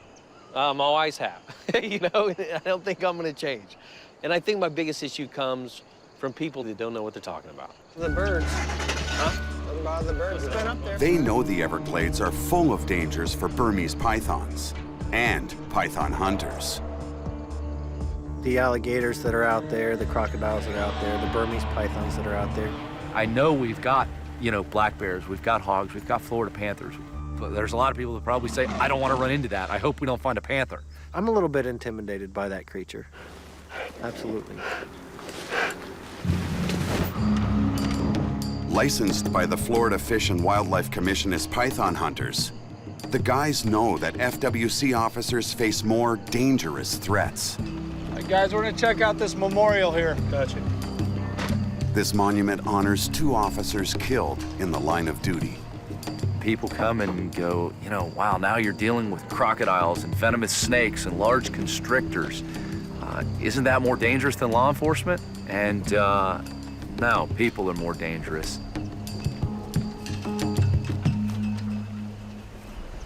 Yeah, this has got to be one of the most dangerous jobs out here. I mean, every time one of these officers approaches somebody, 90% of the people they approach are armed because they're either hunters or poachers out here.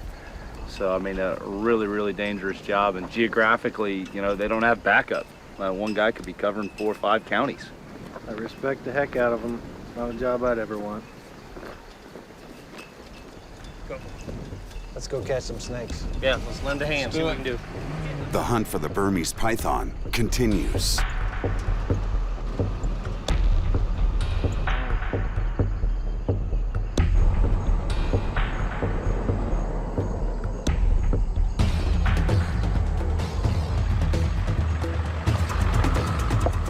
Snake!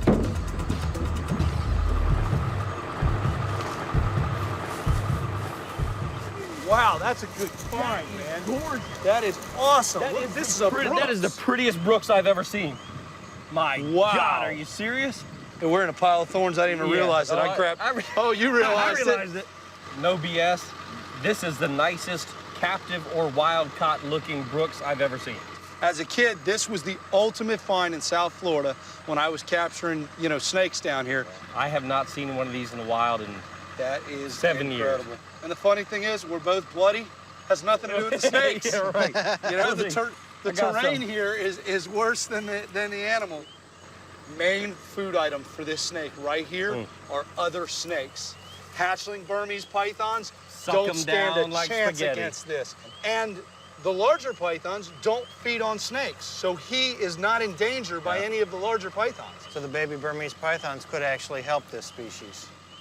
Yeah, it's not gonna hurt them. You know, there's no doubt this is not a species that's gonna be hurt by the Burmese python. Let me tell you something. For sure. Burmese python babies, it's what's for dinner. That's right. You know, for these. We're gonna just let him go and let him find his own way. I don't know here. exactly not where my, he was Not going. in my pocket there, buddy. We have to Unreal. come back and check on him someday. All right, look, we know they're up. We know they're sunning. They gotta be pythons out here. Let's get some pythons. You saw the snake, you realized that was a Brooks King, and you froze. Like, all right, hang on. Oh my, like the light. Hang on. He didn't even This know is what how that we're gonna was. do this. Give me your belt loop. When I go over the side, he's coming with me. Michael still hasn't caught a snake. He's really got to prove himself.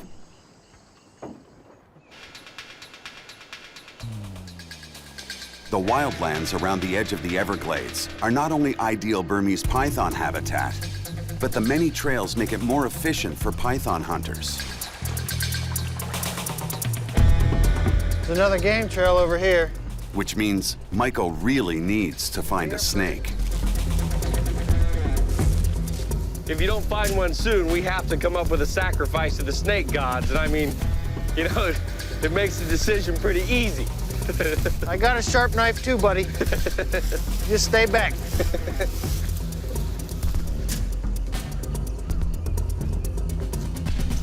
Bob!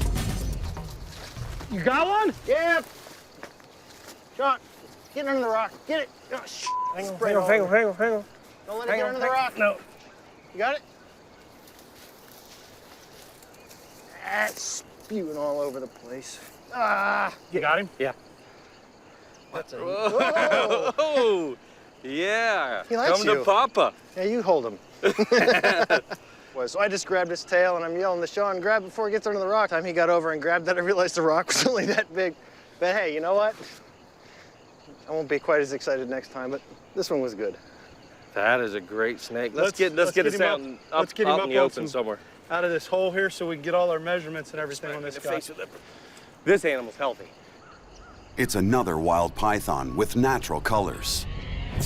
Further confirmation that they're not finding specially bred Burms in the wild with albino or other color mutations. Look at it. This animal's strong. You know, he's fighting.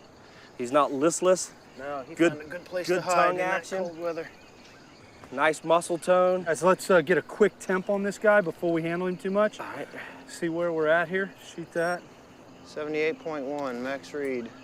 He's reading about the same as the ground. Hey, I went first last time. Let's guesses, length? 6'8". Okay, you're saying 6'8", I'm saying 7'2". 7'2.5".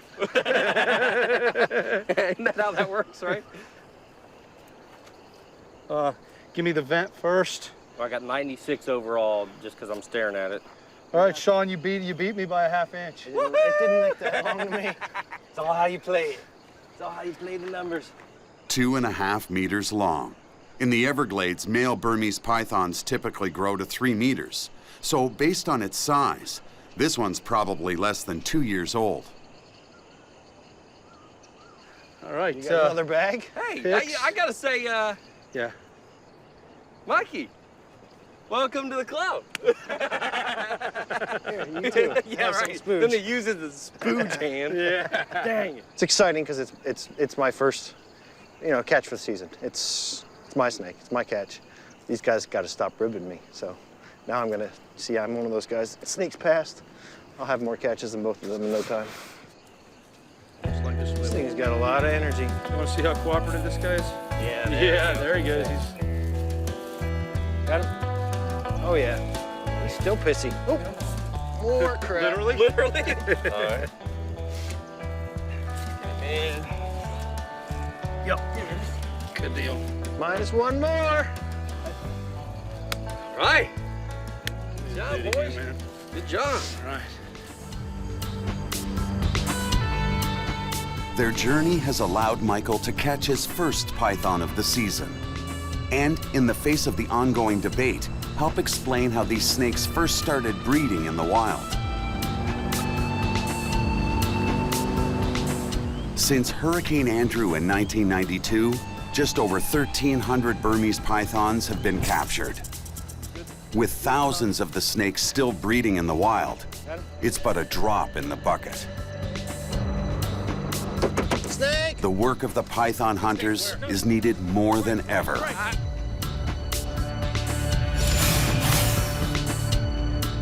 So while a few escaped python pets will continue to harass the suburbs, there's no doubt that a serious problem in the wild remains, threatening the many endangered species in the Everglades.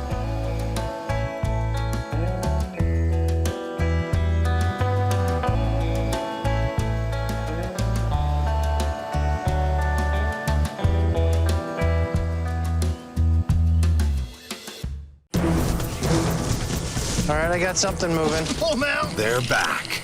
Talk to us. Burmese pythons. And the trio who hunt them down Bring your stick. and take them out. Don't get bit. We're good to go. The python hunters return to the Everglades. Snake! This time with a new generation. Oh, yeah, there he is. He's climbing. He's climbing the tree. Their mission, stop an invasion We just got stumped by a newbie. by critters that don't belong. Invasive reptiles threaten Florida's wetlands. Iguanas, Nile monitors, and the most notorious of all, the giant Burmese python. Snake, just firm right there. You got him? Oh, yeah. Now 3 men join forces to defend the Everglades. Biologist Sean Heflick. He's been chasing, breeding, and collecting reptiles his entire life. I've never been afraid of snakes. Exotic reptile breeder and cop Greg Graziani. He knows his pythons inside and out. I got my first Burmese python when I was 12 years old. And python breeding pro Michael Cole. He's sold his designer color mutations for as much as $25,000. I've learned about reptiles the hard way. It was a passion. They are the Python Hunters.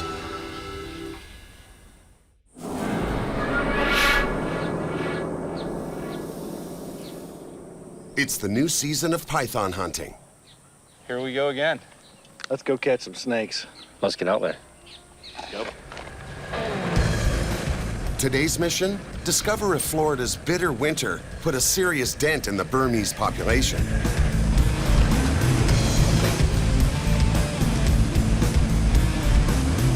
Be nice if we didn't find any berms. But unfortunately, I guarantee we're gonna. Before the killing cold, the Burm population was estimated between 3,000 and 100,000 snakes. Land ho. The hunters want to know if a new generation of pythons are taking hold. Got some open space. Oh yeah, a lot of cover too. What'd you find? Turtle nest dug up just like before, Yeah. which means python food. Python food making a trail, too. I'm gonna go to this end of the island, then just work back toward you guys. All right. The conditions are perfect for berms. With plenty of food and a temperature of 29 degrees, they're going to be on the move. Michael, find me a hole. Whoa, guys. What you got? Come here. Greg, it's a water moccasin. Bring your stick. It's right here. It's right there. Yeah. He's coiled up. Almost stepped on him. Yeah, right here. Bolton. He's a runner. Don't grab it with your hand. No. He's back up in the... He's on that... You see him over there, Mikey? No, I don't see him. Careful. There he is. There he goes. Yeah, he's flashing me. Also known as a cottonmouth for its white gaping mouth, this venomous native of Florida can grow over 1.5 meters long. Its fangs can inject enough hematoxic venom to destroy human limbs and tissue. All right, got his tail here. Hold on, hold on, hold on. Don't get bit. I'm gonna do my best. I didn't actually see him till he moved. All right, all right. All right. Got him. He mussed all over the place. I can see. Yeah, he did. To get him out of here where I can get into a safer spot with him. Ouch. God, I love these guys. Look at those little needles. That's why this is not for the faint at heart. Or the idiot. Sean, get your hands out of there. Man, when he ran, I thought he was gone. Yeah, so well. You tried. You got the python hunters here, man. There's the cotton. That's what they call it, cottonmouth, that white flash there. I'm gonna take these out and let him relax. Careful. Unlike Burmese pythons, cottonmouths belong here, so this one gets to go free. Let's see if we can get him flashed a little bit. He's gonna run. Yeah, let him go. Let him go. Off he goes. What? I'm still shaking. I love those venomous things, but it's just not me. Come on, let's catch us a berm. Now Mikey's gonna be staring down at the ground, afraid to step on the... I'm not afraid, just cautious. Burmese pythons can grow to over 6 meters, many times longer than a cottonmouth. But finding a snake that big isn't easy. With brown and black camouflage skin, Burms are almost invisible, but Sean, Greg, and Michael know exactly where to look. Hey, hey! What you got?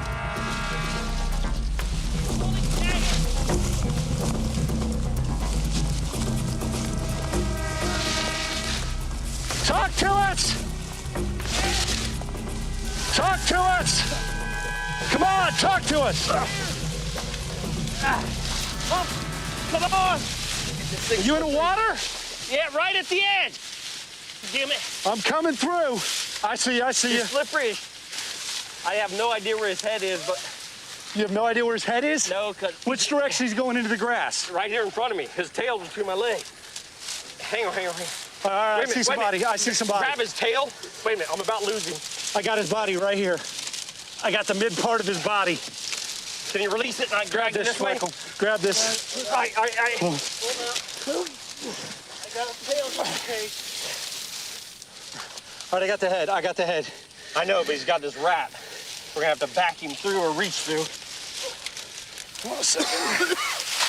That's a good size one, guys. Can you please just pull him out? You got it? Yeah. I got it. You got him? Yeah. Okay. They bagged their first Burm of the season, but now they'll have to be careful not to get caught themselves. Guys. What? Dude, we're in a... Hey, that's a gator nest. There's broken eggshells around here. Yeah, I'm standing in knee-deep water next to a gator nest. This thing was right on the edge of this gator nest. Look at the sun coming right in here on the nest, which is why the nest is here. And when I walked up, bam, it just bolted into the water. Alligators rule the Everglades, but they're now in direct competition with a huge dinner guest that nobody invited to the party. That's a nice one. I can feel more than hear gurgling in his throat. Look at the bubbles. He's got a respiratory. He's bubbling. He's come down with a respiratory. Other than that, he looks perfectly healthy. This is a thick animal. We don't have a weight on it yet, but this is one of the thickest ones that we've caught in this area. Well, I tell you what, we need to get the date on this thing and get it loaded. Matter of fact, you know what? Let's just get GPS. GPS and temps may not do any good. He's been in the water. Okay. So let's get GPS. Everything else can be gotten, and then let's finish out this hunt on this island. You know, this snake could be sitting here ambushing a mammal that's coming up here to get what's left of the eggs from this gator nest. Yeah, I wouldn't doubt it. That's a big snake. The temperature and GPS location of every python is key data to help wildlife authorities understand the species' movements and habits. I got one here to send to Fish and Game. This snake is about 2 3/4 meters long and weighs 6.8 kilos, about average size. Still, They'll need more catches and more data to determine if significant numbers of pythons survived the cold and went on to breed. We're good to go. It's a good day, guys, good day. This is a hot spot, man. It was a hot spot last year, it's a hot spot this year. Their first hunt does offer one chilling conclusion. Berms of breeding age are still alive in the Everglades.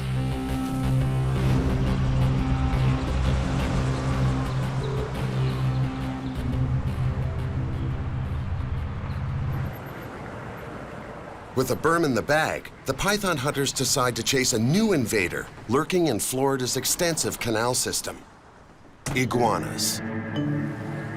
Just over this wall is one sitting.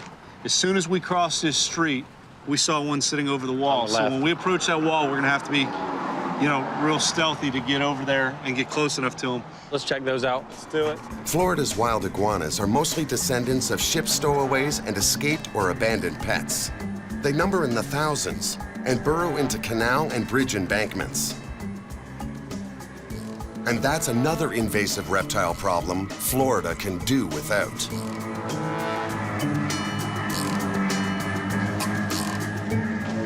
Yo. Craig. Oh, hang on. Under the bridge? 2 of them. One in the water, one's under the bridge. I'm gonna go to the other side of the bridge. Okay, he's crawling on the rocks all the way across. One already went in the water? Yep, he went down right there. The other one's running across the footway.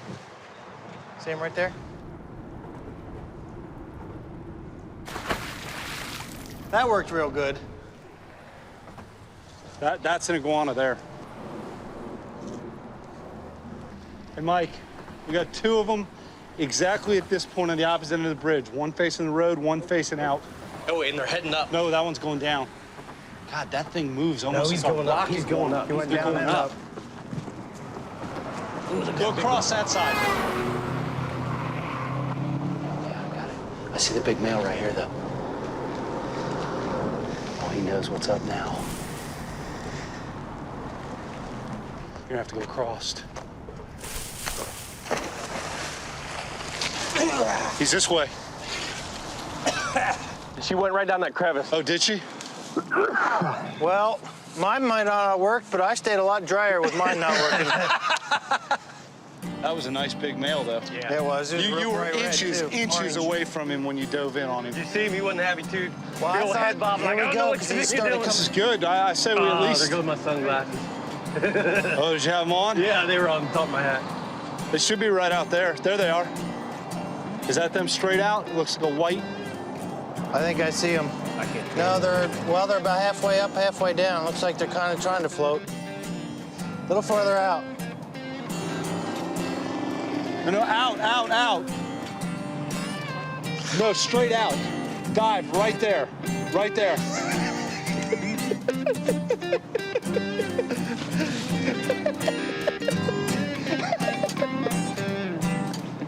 No, right there.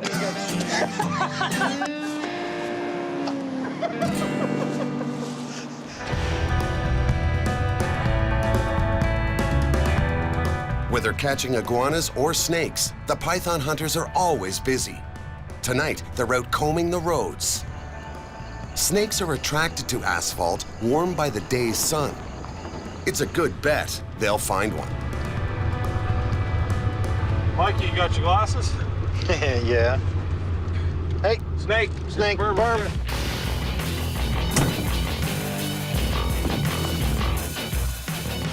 Got him? Oh, yeah. Oh, yeah. Little one. Little one. Get his tail.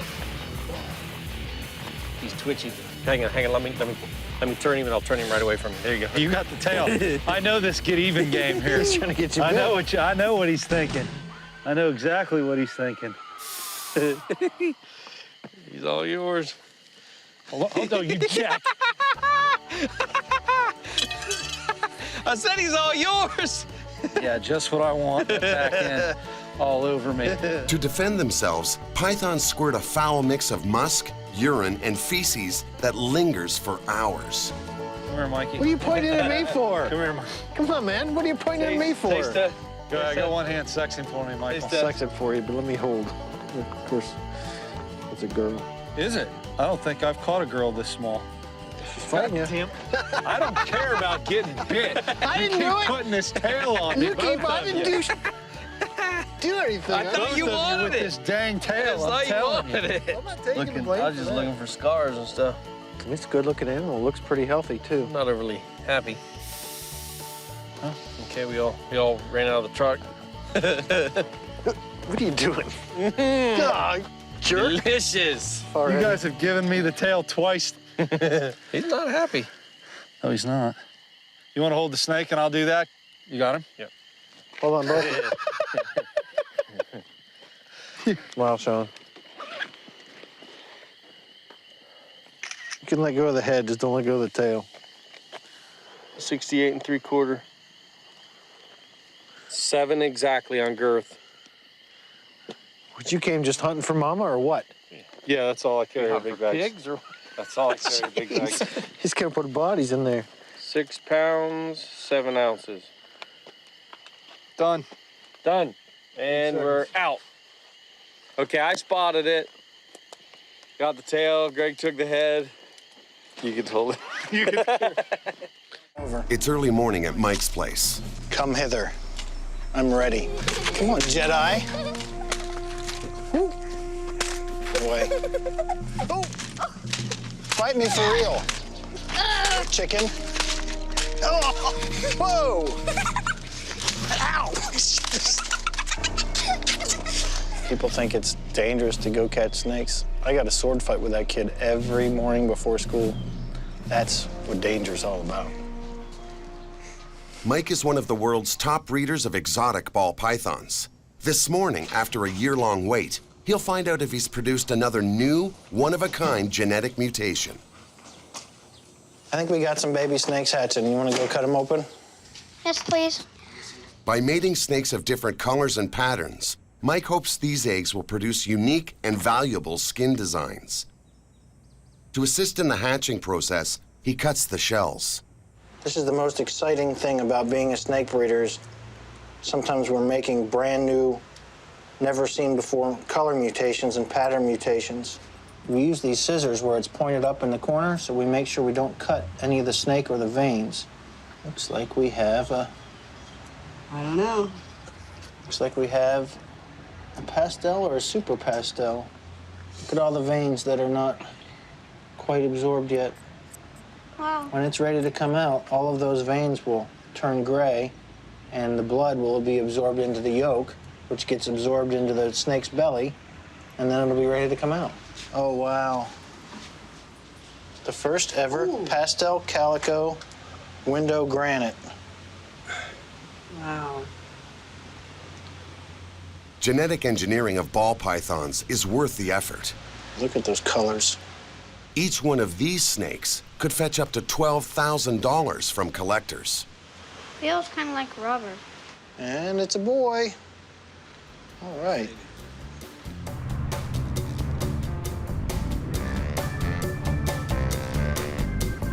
Mike exports his baby pythons all over the world. But today, he's agreed to collect a major shipment for another breeder. Welcome to Miami. Going to the airport. Every year, over 500,000 reptiles from around the world pass through Miami International Airport. Strict regulations determine how each species must be packed and shipped.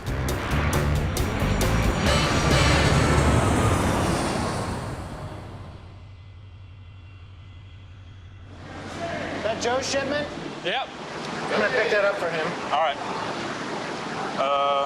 Let's go ahead. You got both of them? Yeah. All right. Wildlife officers and customs officials spot-check the This shipments. is first over here. Let's take a look at the emeralds. These crates come from Guyana and contain dozens of snakes, lizards, and caimans, a relative of the crocodile. Many of these reptiles can inflict serious wounds. Everybody where they're supposed to be? So far.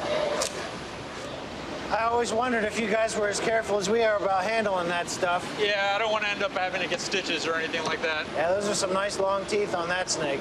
Main thing also we're looking for here too is make sure that it is an emerald tree boa and not something venomous either. Yeah, well. It's happened before. They're emeralds. That's a beauty. I like it when they ship what they're supposed to. Yeah, so do we. The emerald tree boa is it's a tree snake with large fangs. So when you get bit by one, you're going to continue to bleed for quite a while. Whoever packed this shipment got bit. It looks like they lost a little bit of blood packing it. As long as it's not yours, right? Yeah. This is supposed to be the caiman. But the inspection hits a snag. It's supposed to be 5 caimans in here. The mouths have to be taped. They're not taped. They're not? No. Are you kidding me? With no tape around the caiman snouts, the shipment violates U.S. Fish and Wildlife laws and may be refused entry. That's a violation. Yeah, it's a violation of IATA regs. I'm going to call him. We got 3 little guys here. I don't think I'll be picking this one up. I'll let him come get it himself. Hey, Joe. Hey, I'm at Fish and Wildlife doing your inspection. Yeah, your exporter didn't tape the mouth of these caimans. There's going to be a problem. Yeah, no, they look great, but you're going to have to come pick this shipment up yourself. Yeah, I'm looking at him pull them out right now. No, it's not clear tape. There's no tape on it. He's trying to bite. Definitely not taped. All right, I'll tell him you're coming because I'm not picking it up. I want nothing to do with it. I'm not taking a wildlife violation. All right, bye. He's going to have to come down here himself. I can't take the shipment. Joe will have to deal with the wildlife officers in person. He could face thousands of dollars in fines. As the wildlife officials open more crates, there's even worse news. Loose snake. Loose snake? Loose snake. What is he? They're baby rainbow boas. One right there. Another one here. Unfortunately, that's probably one bag with the rip in it. There's right here on top. Here's your empty bag. There's 5 missing.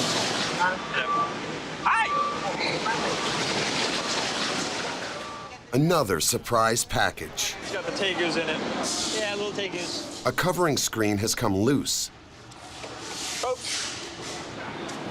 It's not exactly standard pack job there. No, this is not really an acceptable packing job. Yeah. And this is why. Yeah, I see him. Got him. Whoa. They're fast little guys.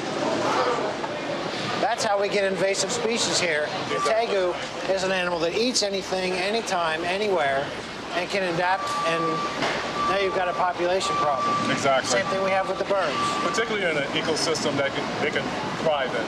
Oh, yeah. I mean, that's the big thing right there. Well, we see it with other species. They're here, you know, they got here, however they got here, they're here, and they're doing good. Exactly. With the reptiles secure, Agent McKissick invites Michael to see something the public seldom does. Oh, you're kidding me. Is that real ivory? Yeah. Those are real tusks? Yeah. Oh my God, that's a real grizzly bear. Yep. What are people thinking?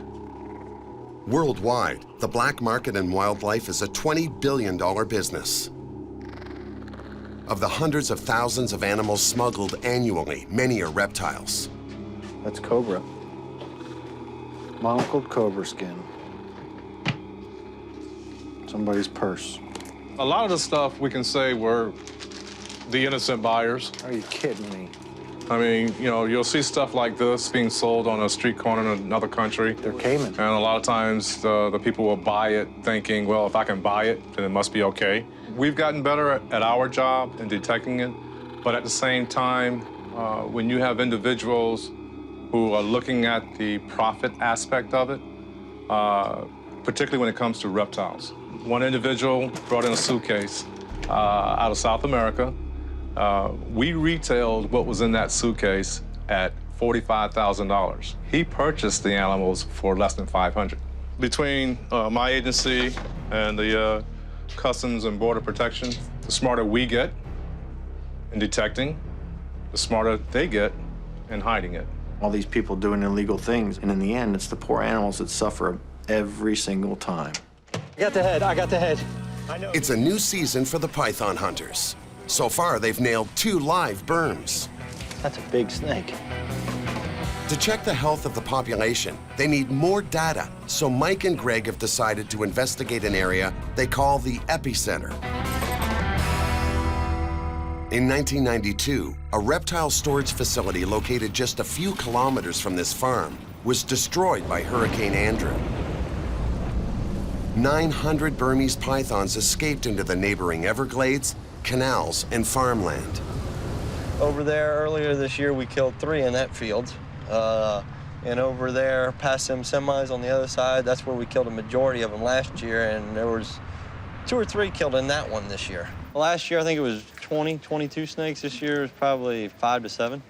This year's been a lot less. Yeah, the ones that you guys did find this year, well, were they big ones? Were they small ones? They were smaller this year than last year. The larger ones had a harder time surviving through the last year's freeze. You know, if we get multiple years of cold like this, I think there could stand a chance of wiping them out. If we don't, you just kind of get this peak and valley where you wipe out your bigger breeders, and it's going to be a couple of years before those smaller ones make it up to breeding size again for those numbers to go up and down. A week ago, they found one out there as well. Why don't we go take a run over there and see what we can find?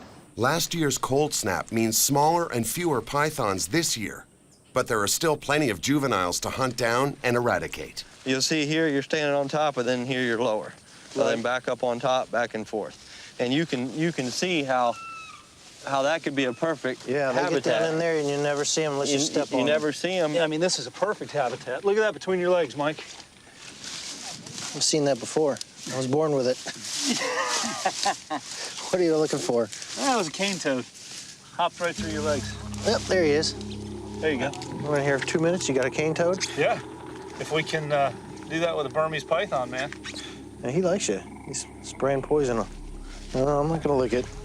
The cane toad is another invasive species. It secretes a toxic poison that can kill any animal that tries to eat it. Humans have been known to lick cane toads because of the poison's hallucinogenic properties. A record 30 pythons have been recovered from this farm in a little over a year. But with more than 40 acres of dense growth to search, no Sean means more work for Greg and Michael. You know what? If we each took a row and walked down it up and down this field. This is where we need Sean. We could set up camp and let him walk it. Burmese pythons hunt by ambush, remaining motionless and laying in wait. Combined with camouflage, they have all the advantages over their prey. All right, I got something moving. Big or little? How far up? I don't know. I just saw it moving the plants. You sure you weren't hung up on a vine? No, it was a good 8, 9 feet ahead of me. Thought I saw it in there, didn't you? Yeah, it was probably finding holes. There, right here. Yeah. It's right by my foot. I think he's going back your way. Whatever it is, it's the same thing that those hawks are hunting. It's a rat. There he is, right by your foot. Got him? He went past you. It's got to be a small rodent. You're right in there. Yep. That's why you're going to find berms in this stuff for sure.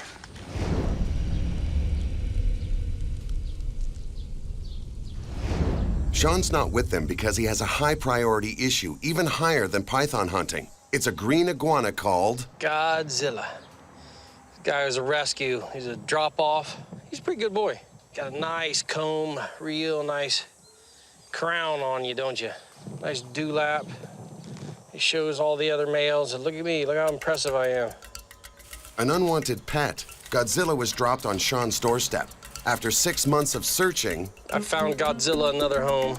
Somebody's got a really nice big enclosure for him, so he'll be taken care of. Tilda, come on, girl. Our home and our facility has become a sanctuary for a lot of reptiles. You know, I get a lot of people come to me that have reptiles that they can't take care of, they want me to take. I get, you know, local humane societies, private individuals, animal control. Iguanas, you waking up? Come on, boy, you can't sleep all day. Why not? You know, they'll show up with turtles or iguanas or snakes. I even get calls about alligators, just all kinds of stuff. This is the perfect place to raise Thorn and give him that freedom to run in the woods if he wants and have some chores, learn responsibility, and develop even more his interest in being a wildlife vet. Yeah, she's a better eater than him. I got a lot to do, so I want to try to feed the gators early today, all right? Caring for snakes and gators is more than a full-time job, so Thorne has become his dad's right-hand man. That should be good, huh?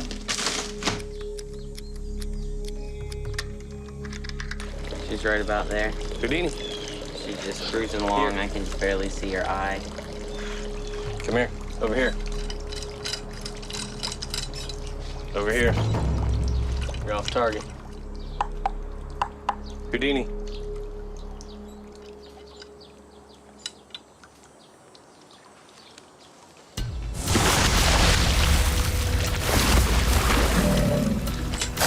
Nice. That gator is psycho. Back at the berm epicenter, Greg and Michael continue to hunt for pythons.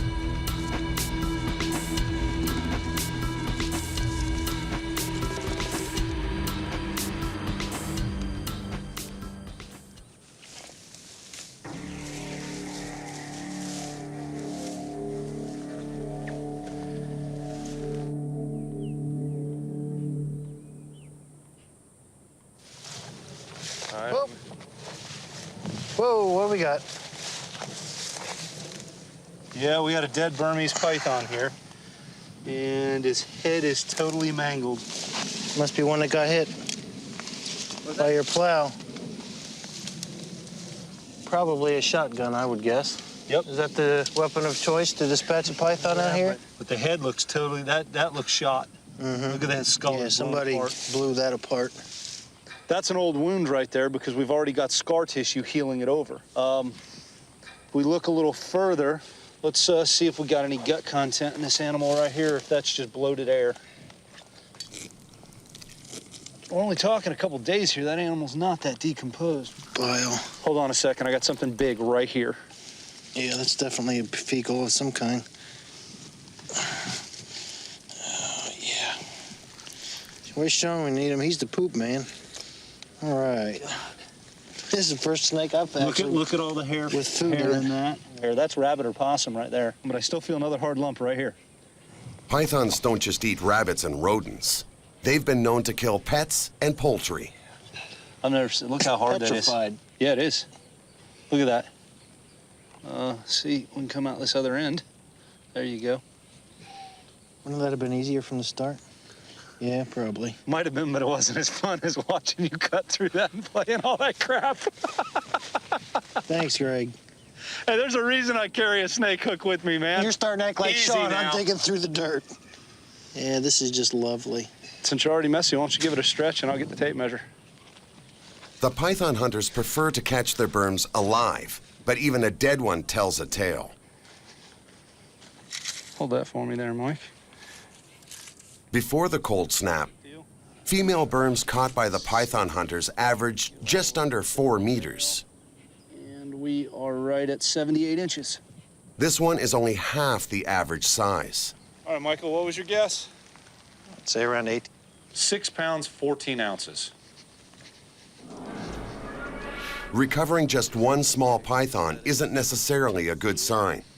It means even if another cold snap occurs, berms may find ways to survive. See him? When it comes to bagging berms, the python hunters are experts. I got him.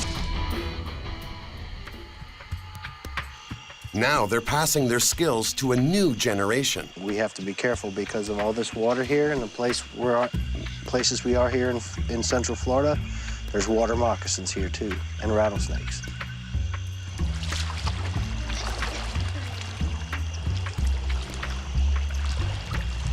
Some of the snakes that we're going to see out here could be venomous. So if you come across a snake that you don't recognize, then you have to not touch it until we identify it. Okay. Okay? You just look at it and you yell snake. Keep your eyes peeled. What's this right here? Oh, gator. And this line right in the mud is the tip of the tail when she slides back in. And you see how worn down this is? Everywhere else, it's a lot of grass. So that means she lays here a lot. This is her favorite basking spot. When you're stalking snakes and alligators, you've got to conquer your fear, unless you're the child of a python hunter. Snake! I saw the tail. Oh, yeah, there he is. He's climbing. He's climbing the tree. Anybody got him? Ow. Ah, Get hung up? no wasp. You got into a wasp? Let me Look see. at, they're all flying. All right, be careful, guys. We've stirred up a wasp nest. Where'd you get hit? All right, here on the nail. On the nail? Let me see it. Oh. Yeah, they're worse than a snake bite, aren't they? You gonna be able to tough it out, or you gotta go home? You good? Yeah, if there's a wasp nest in there, a black racer's not worth it. We'll find another one. Lane is no stranger to extreme encounters. By the age of 8, he had already tangled with a berm, captured on video by his mom. Really quick on his head. Here you go. Here. Really quick. Here. Now. Got him. Good job, Don't let him Lane. bite you. Good job, buddy. He's gonna try to bite you. Don't let him bite you. JJ you. will keep his tail off you. He skunked you a little bit. Greg, He got you. That's all right. I don't need it now. He's got it now. Good Can you job. unwrap? Get your hand out. Get your hand. Hold him. Hold him. Is it? Yeah. You got him, Lane? Lane, don't let him go, baby. He'll bite Hang on to him. mess Get out your of other you. hand in there. Yes, sir. Good job, buddy. Oh. Awesome catch. Oh, my You got him God. with both hands? You got him? Let's get out on the road. Back at Sean's facility, another cry for help from a pet owner put Sean's plans for python hunting on hold. Yeah, hey, Sean, it's Pamela. You got the retic morph from me? Yeah, I remember. Okay. Do you have room for another one? Just one other one. Just one other one. Is it a dwarf or is it your normal? This caller has a reticulated python facing a death sentence. The owner is leaving Florida. She must find a suitable home for her snake or have it euthanized. Yeah. Well, can you go get that one soon? Yeah. Yeah. Yeah, I think we probably have to get it today. She's doing the right thing. Yeah. Oh, no, we'll take care of it. It's just, sad. Sean believes the struggling economy is leaving record numbers of exotic pets homeless. I mean, that's a lot of the rescues I'm getting. People are like, we lost our house and we're going to an apartment complex and they don't allow pets or they don't allow snakes. Hey. How are you? Good, how you doing? Good. All right, is it hiding in there? He's, under the light right now, but What's his demeanor like? he's good. Pretty good? Good. I can't say he won't bite, you know how that goes, but He's got a mouth. he's never bit at me or never tried. But the demeanor's good, he's been great. But he's cool. The reticulated python can grow to be one of the most powerful and longest snakes in the world. The largest on record measured 10 meters. What do you move? What are you gonna do? Yeah. No, you did the right thing, though. You found a good home for it, and that's what it's about. Well, with you, I know. Yeah. Hi. Good. Oh, I have some frozen rats that would help you out. Oh, that'd be great. I just feed them every other week. Looks good. Beautiful snake. And nobody wanted him. I tell you, if I can't find somebody who wants to give him a good home, then he'll just stay with me. Good. That's the way good to it goes. know. That's good to know. I know as painful as the choice is, you made the right decision, you're doing the right thing, and I will give you my word that this animal will have a good home. You gonna say goodbye to Mama? Yeah. Call me if you want updates. All right, you're doing the right thing. She had all the permits she was supposed to have. She had a tag, the caging was appropriate and up to standard. That was the big thing, trying to reassure that, look, it'll go to a good home, you're doing the right thing, and, you should be applauded for it.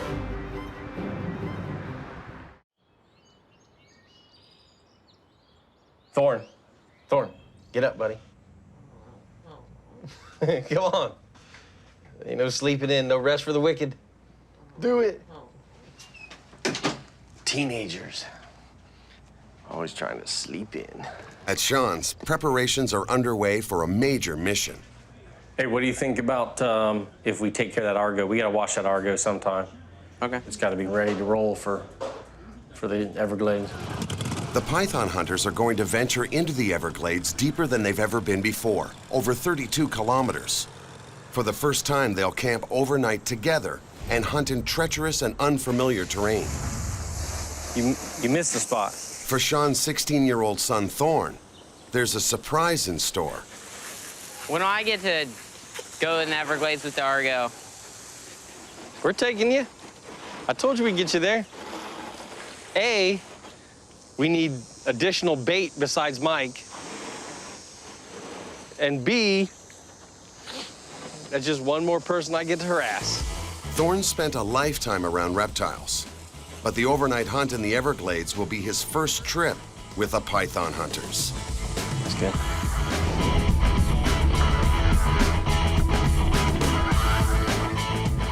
The big day for berm hunting has arrived, but Sean hasn't. Did you talk to him about meeting here or time and everything? Because yeah, we were supposed to actually. Did you contact him about the switch of the meeting place? Or he I sent an email to everyone. 75. Jeez. Hope you got it. Yeah, we're sitting around here burning daylight. You know, we need to get out and catch some pythons, and we're waiting on him. Let me see here. Hey, speak of the devil. Oh, good. I'm here, aren't I? Looks that way. My whole line of thinking is, party don't start until I get here, so you know. You almost missed the party boat. Hey, typically we wouldn't do this, but hey, can we help you get some stuff on this boat so we can get moving? Hey, we travel light, buddy. We are efficient. Good deal. Who's we? Huh? Oh, you brought him with you. I brought the man cub. What's up, man? Oh. How you doing? Good to see you. The team also includes Glades expert Captain Sean to guide them through the maze of sawgrass and waterways. Yeah, I don't have to drag the boat around this time? Well, you know, unless something happens to that engine. I see you boys have gained some weight since the last time we were together. That's right. A little too much.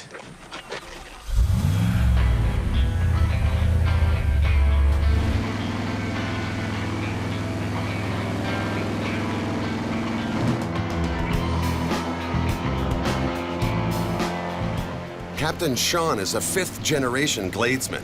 For him, being here is an honor and a privilege. There's only one Everglades, and when it's gone, it's gone.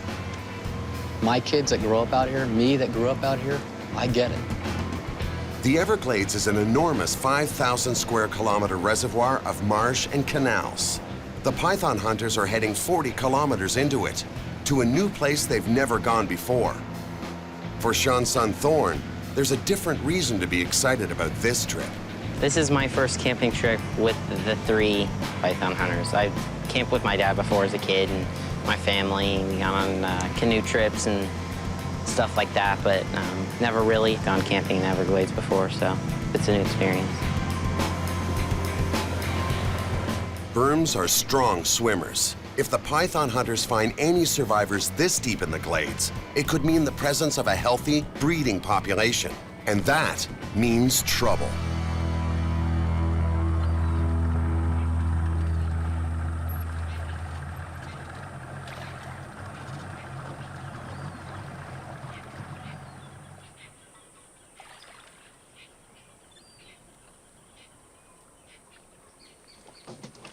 You got something to tie down this? Yes, sir. Somebody's gonna have to retie this because I don't really know much about knots. Oh, no, I let you get away with that.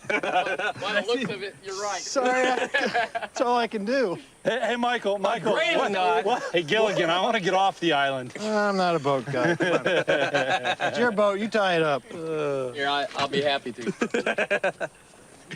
This is python hunting, not rope tying. This looks like a great spot, though. You know, if you all want to go hunt, I can set up your tents and get all the camp put together while you're hunting. Your plan. Man, okay. Sounds like a new member of the team right there. This is service. Are you kidding me? Hey, I'll set up your tents while you go hunt pythons. This is Gladesman service at its finest. You like grits, right? No. Yeah. Guess what we're having for breakfast? We're in the middle of the Everglades, 20 miles. We haven't seen a soul all day. But yet 20 miles east of here, there's 3 million people. Yeah. Isn't this great? Yeah. No, yeah, There's nothing better than this. Makes you feel good. Before nightfall, the team decides to scout out the thick cover near the camp for any signs of berms. Any of you guys find this turtle nest dug up prior? What does this mean here? That means we got raccoons or possums or little turtle predators here, which means we got food for Burmese pythons. That's right. It's amazing looking at this ground that a turtle could even dig a nest here. I mean, with all the coral. What you got? A little poaching action, it looks like. A what? Got a gator skull. Gator skull. Rooting around. Poaching action. Nice. This alligator was likely shot for its meat. Hunting is prohibited in the park, but recently, poachers were convicted of killing 36 alligators in a single night. Looks like somebody shot him in the beak the way it's busted off right there. Yeah, there's actually sutures there. So what you find is the skull fits together just like that. I don't see the other snout. Here it is. And this one. It's a biological jigsaw puzzle. You're right. Did you bring any of your skeleton glue with you, Sean? No. Found a dead gator, we're gonna find something alive. Probably a good idea. Especially before these two do, otherwise we'll never hear the end of it. Yeah, I know.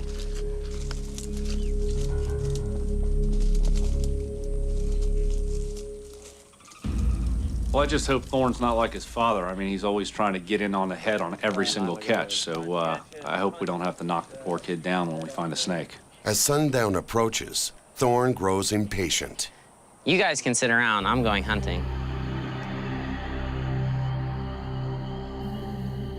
Thorne's a good kid. I just hope he doesn't get too overeager and grab something too big for him. I think it's time to do what we do. We're not gonna find any pythons sitting here. Ready for your first night hunt? Sure. Got your flashlight? Got fresh bait. Let's do it.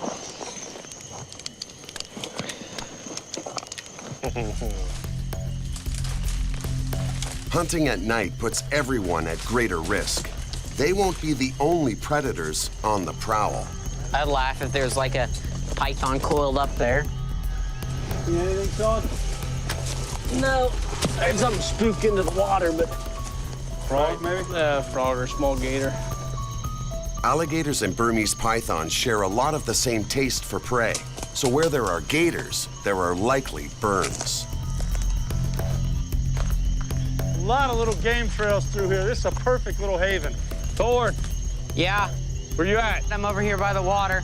Anything? Not yet.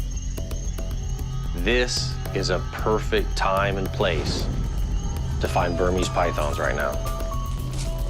With all the signs pointing to berms in the area, Thorne moves ahead.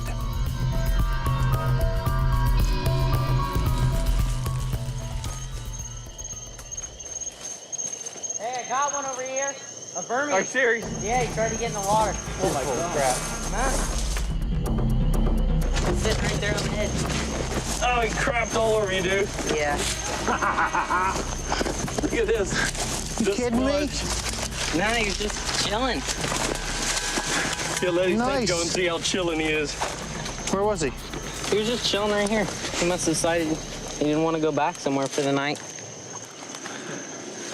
Heck yeah. Good snag, man. Good job. Congratulations, Thorne. Why, thank you. That's awesome. We just got stumped by a newbie. Is that your first berm, Thorne? Yeah. I don't care how we get them or who gets them. As long as somebody gets them, that's great. Tail walk it, boy.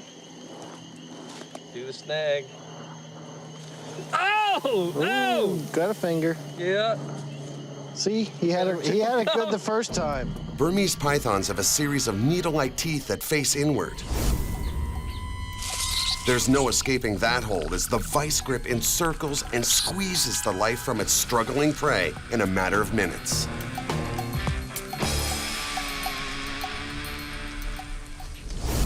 Lucky for Thorne, they're not venomous. Caught him with my hand. Oh, there you go. No, that's so now you're a python hunter. You all right? Yeah. Thorne, let me tell you something. Don't listen to your dad.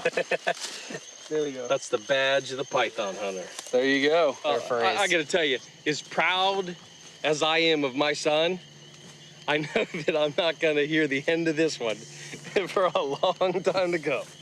Hang on. Switch. Look at this. He always ends up with the damn head. Yeah. Always. He even takes it from his son. Come on, stretch him out. Stretch him out. We got a total length. Like really good right there. Total length? 65 inches. Got it. Tail first. You know how it's done. 1, 2, 3. Woo! Look at that hand. 3 pounds, 15 ounces. At 1.8 kilos, this berm may be another lightweight, but it's managed to thrive deep in the Everglades. Good catch. Can we add a little who caught it down at the bottom? That'll go in the notes. Ah. That'll go on the notes.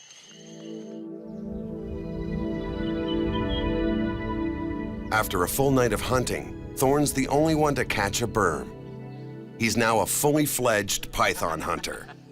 That was a great find. I got some experience with catching a wild python, so that's one less than Everglades. I'll have to keep coming out and see if I can get another one on my own again. Yes, I am a python hunter. So far, the hunters have caught 3 live Burmese pythons, and they've solved a mystery. While the size and numbers of these invasives are down, Burmese pythons are definitely not out. Any presence here continues to pose a threat to all the native animals that do belong. After a long night, the hunters are ready for breakfast. Hey guys, the grits are ready. I'm thinking I don't want to eat all y'all's grits.